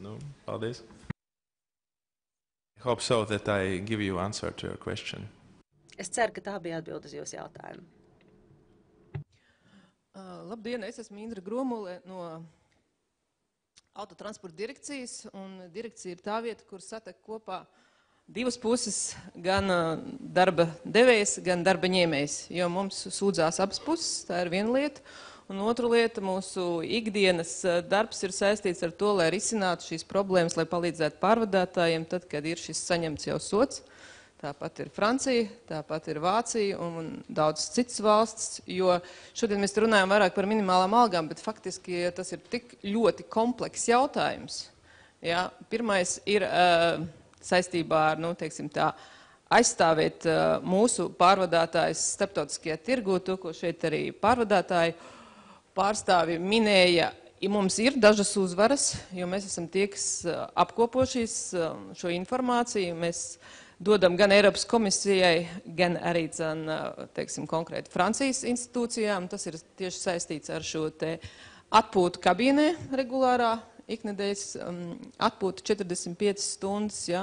Esam tik daudz panākuši, ka mums ir oficiāls ziņojums, ka netiks prasīta informācija par to, kur apliecinājums par to, kur šoferis tad ir pavadījis šīs 45 stundas, tad, ja viņš, protams, netiek pieķerts kabīnē. Ja? Bet tas, protams, ir tikai tāds mazs solīts uz priekšu, ja?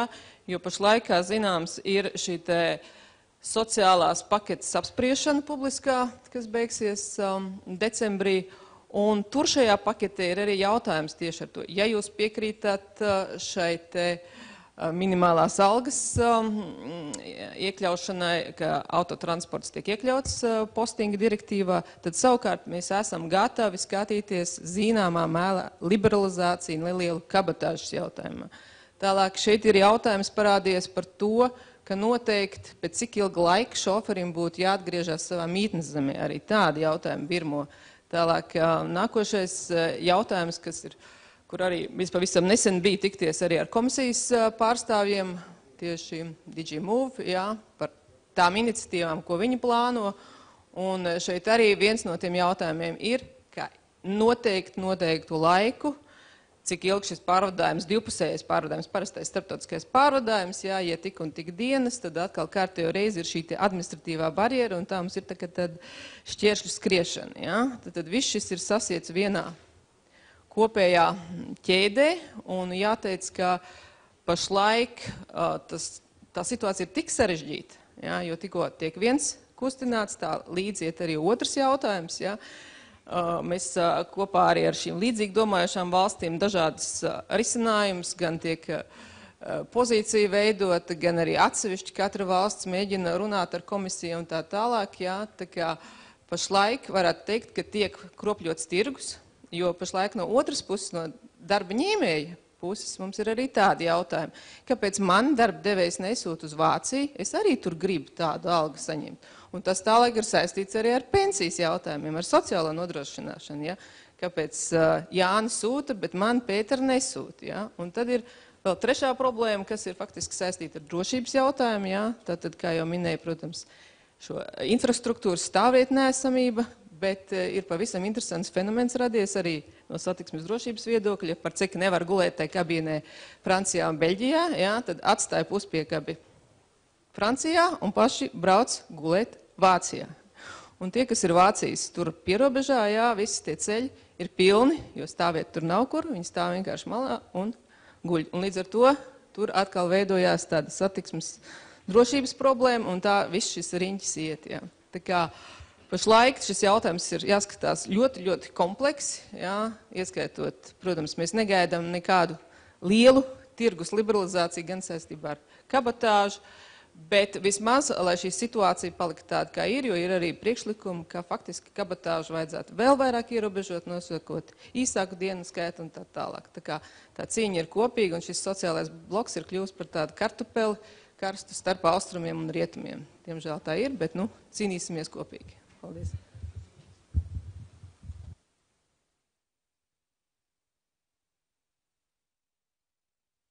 Jā, Egils Baldzēns, Latvijas Brīvo arotbiedrības savienība, priekšsēdētāja vietnieks. Es no savas puses gribētu sekojošo pateikt. Tiešām neesmu liels speciālists transporta nozarē. Savulaik es biju 96. gadā arī autotransporta darbinieku arotbiedrībā, bet tas laiks jau ir pagājis, kad 18 gadi kopš ne. Tāpēc domāju, ka iespējas ir ļoti daudz vienoties, un par to gan uzņēmumu līmenī koplīgumā, gan arī attiecīgi ģenerāla vienošanās būtu vajadzīga, un pie tās vajadzētu strādāt darba devēja pusē, un arotbiedrība būtu gatava slēgt šādu ģenerāla vienošanos, kas daudz lietas sakārtot, tā skaitā darba samaksas jomā, un to mēs varētu darīt. Bet es gribētu pieskārties vienam citam jautājumam, jo savulaik bija tas cilvēks, kas negaidīti agri no rīta tika žurnālisti patraucēts tajā brīdī, kad bija Lavala konflikts Zviedrijā, visiem zināmā labā tiesvedība vēlāk sekoja. Un man, teiksim, uzreiz uzdeva jautājumu, es īsti pat nesapratu, par ko iet runa, un saka, man zviedru kolēģi no Zviedru arotbiedrības Bignats, saka, ka vajagot būt darba samaksai vienādai Zviedrijā, Latvijā. Es saku, ja cilvēks strādā Zviedru uzņēmumā vai turpat uz vietas arī dzīvo un strādā, tad patstāvīgi dzīvo un strādā, tad, protams, tas ir normāli, ka viņam ir tāda paša darba samaksa. Bet no otras puses, ja mēs gribam ar kaut ko konkurēt, tad mums maksimālais, teiksim, variants būtu darba spēka izmaksu vienātam, vismaz ar kvalitāti varētu konkurēt darba, teiksim, laiku, kā mēs viņu pabeidzam. Tālāk varētu runāt par to, ka jābūt kādai peļņas maržai, jo, teiksim, atklāti uzņēmumi, tīpaši privātai, nekad nevar būt gluži, teiksim, tādi, kas strādā bez peļņas, ja? Tad ir jābūt arī šim komponentam, un tad mēs varam sākt skatīties un visu, ko darīt. Bet galvenais, kas no mūsu viedokļu būtu, lai visi šie darbi, kas ir mums ar darbinieku nosūtīšanu, paaugstinātu mūsu darbinieku reālo darba samaksu, uzlabot viņu labklājības līmeni, jo tas, protams, ir darbs ārpus ierastajiem apstākļiem, un lai mūsu uzņēmumi no otras puses nezaudētu konkurētspēju un mums saglabātu šīs darba vietas un viņas palikt plašākas. Tā kā šeit mums tiešām būtu jāstrādā arī pie tādām lietām, ko es jau Robertam Zīlem vairākas reizes kādreiz agrāk teicu, ka mums ārkārtīgi svarīgi būtu pastrādāt pie nodokļu politikas kopā ar darba samaksas politiku, jo tā īstenībā Latvijā ir nepārtraukti bijusi pabērna lomā. Jo mums vajag tādu nodokļu politiku un darba samaksas politiku, kas stiprina mūsu konkurētspēju un kas risina tās interešu grupas, kas ir starp darba devējiem, pašvaldību, valstu un arotbiedrībām. Un tāda tikai var arī būt arī sekmīga un efektīva. Pretējā gadījumā mēs vienmēr atdursimies no kāda no šīm 4 sastāvdaļām, kas būs kategoriski pret vai vairāks, un rezultātā tas vezums kustēsies ļoti neregulāri kaut kur uz priekšu, bet ik pa mirklim uz sāniem un atpakaļ. Paldies! Es varbūt mazu repliku, es pilnībā pievienojos savam kolēģim Egilam Baldzēnam no Arotbiedrības savienības, un īpaši, te es redzu lielu valsts lomu, jo pirmkārt nodokļu izmaksas Latvijā ir tādas, kādas viņas ir, loģiski viņas ir daudz paaugstu, plus vēl šī te, kā bija ar solidaritātes nodokli, var teikt, vienas nakts ideja ar tā, ka Finanšu ministrija Excel tabuliņā kaut kas pietrūkst, bet protams, kad nevar būt divas situācijas. Nevar būt situācija, ka darba devējiem visi ienākumi aiziet izmaksās un darbinieka algās, bet nevar būt arī situācija, ka darba devējiem ir nesamērīga peļņa attiecībā pret darba samaksu darbiniekiem. Šīm lietām ir jābūt viennozīmīgi līdzsvarā, un viens bez otra ilgspēju un attīstību nenodrošinās. Paldies!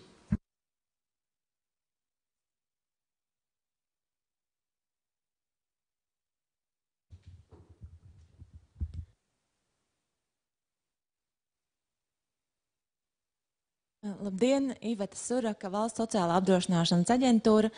Mēs esam tā iestāde, kas izdod A1 certifikātus. Un man ir jāapstiprina tas, kas šeit jau tika minēts, visas tās bažas, ko es esmu arī pati sastapusies, esot Briselē postinga darba grupā. Vienu precizējumu varbūt tā konkrēti. A1 certifikāts mēs izsniedzam pēc regulas 883/2004. Tā ir regula par sociālās drošības koordināciju. Un tur ir tādi divi aspekti.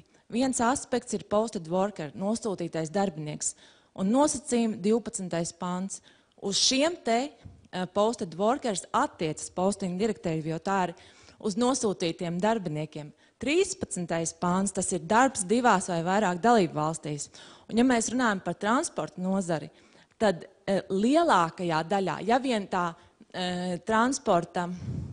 ja vien tas darbinieks neveic darbu tajā vienā konkrētajā valstī, piemēram, Vācijā, tas varētu būt postings. Bet ja tas ir darbs, viņš tiek sūtīts uz vairākām valstīm, tātad viņš izkrauj kravu vairākās valstīs, tas vairs nav postings, tas ir darbs divās vai vairāk dalību valstīs, un tad mēs A1 certifikātu izsniedzam pēc 13. panta. Un šobrīd ir konkrēta situācija, mēs no Vācijas esam saņēmuši par vienu transporta uzņēmumu draudu vēstuli, kur viņi, ka mēs zinām, mēs esam izsnieguši A1 pēc 13. panta, jo tur ir darbs vairākās dalību valstīs, viņi norāda, ka tas ir postings, ja? Un tad šobrīd no kurienes ir radies tas, ka transporta kompānijas vai ka tas darbs divās vai vairāk dalību valstīs tiek, kad uz šādiem darbiniekiem attiecas šī postinga direktīva. Tas var būt retorisks jautājums, bet tas ir man tīri no aspekta, kā es tālāk argumentēšu maniem Vācijas kolēģiem par to, kāpēc šai kompānijai ir izsniegti A1 certifikāti pēc 13. panta nosacījumiem. Domāju, ka es tur daudz nevaru komentēt, jo tas ir ļoti profesionāls jautājums, bet tas parāda to, kāpēc Eiropas komisija vispār uzsāka procedūru pret Vācijas valdību. Tātad bija likumisks pamats apstrīdēt Vācijas likumu šo piemērošanu, kas arī laikam ir daļēji atbilde uz to, ko jūs sakiet daudz profesionālāk. Ja ļoti īsi pakomentēt, tā ir laba ziņa no jūsu puses. Protams, mēs varam vēl šo jautājumu, kā saka, padiskutēt, bet runājot par kopējo problēmu, tad ir jautājums, kāpēc, ko Zils kungs minēja, kāpēc Vācija un Francija ignorē direktīvas šīs te prasības. Tad te ir pamats tomēr Eiropas komisija iebilst un atcelt šo normu. Paldies. Pavisam īsi piebilde. Te ir tā problēma, ka principā no starptautisko darba tiesību viedokļa 3 nozares vienmēr ir bijušas speciālo regulējumu ārpus vispārējo darba attiecību reglamentācijas. Transports, autopārvadājumi, respektīvi aviācija un kuģu satiksme. Vienalga vai kravas kuģi vai izklaides kuģi, vienalga. Un te ir vēl viens svarīgs aspekts, ir jāsaprot, jādefinē un visām valstīm jāvienojas, uz ko šī postinga direktīva attiecās un cik tālu šī ir spēkā versus speciālām regulējumam.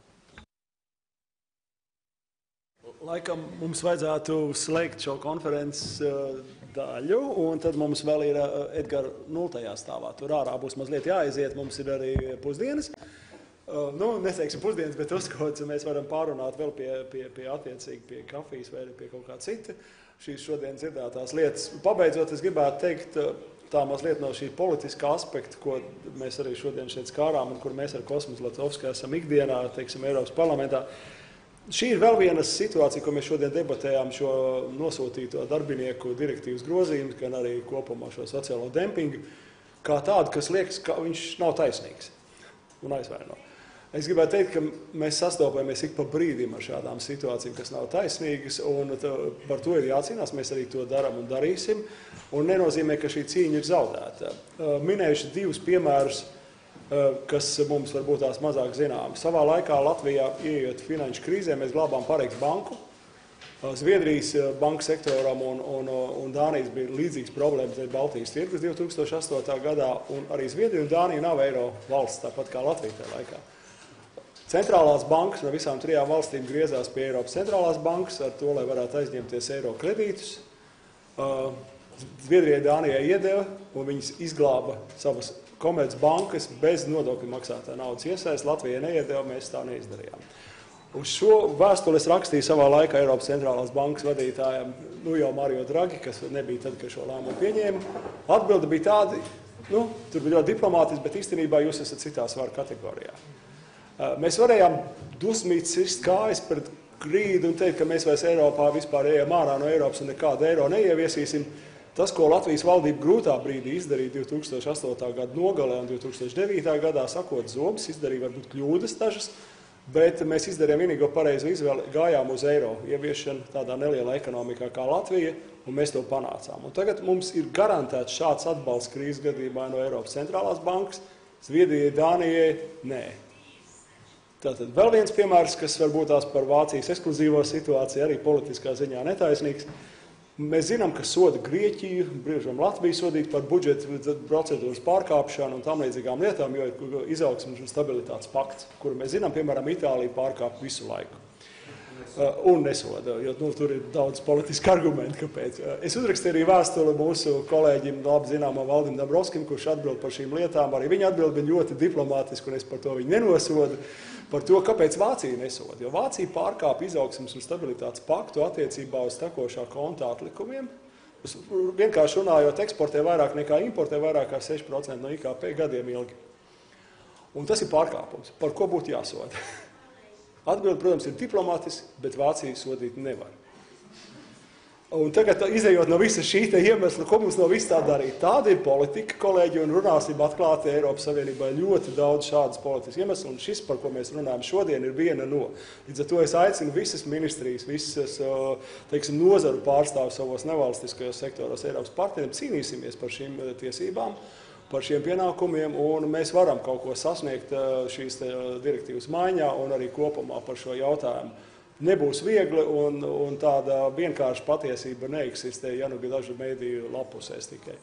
Un beidzot gribu pateikties visiem, kas atbrauca, Kosmam Zlatovskim, Marekam Bonijo un arī Magdalēnai, un arī Darvaš kungs atbrauc, un arī Treziņ kungam, un jums tāpatās paldies visiem, un īpaši tulkotājiem, mūsu lieliskajiem.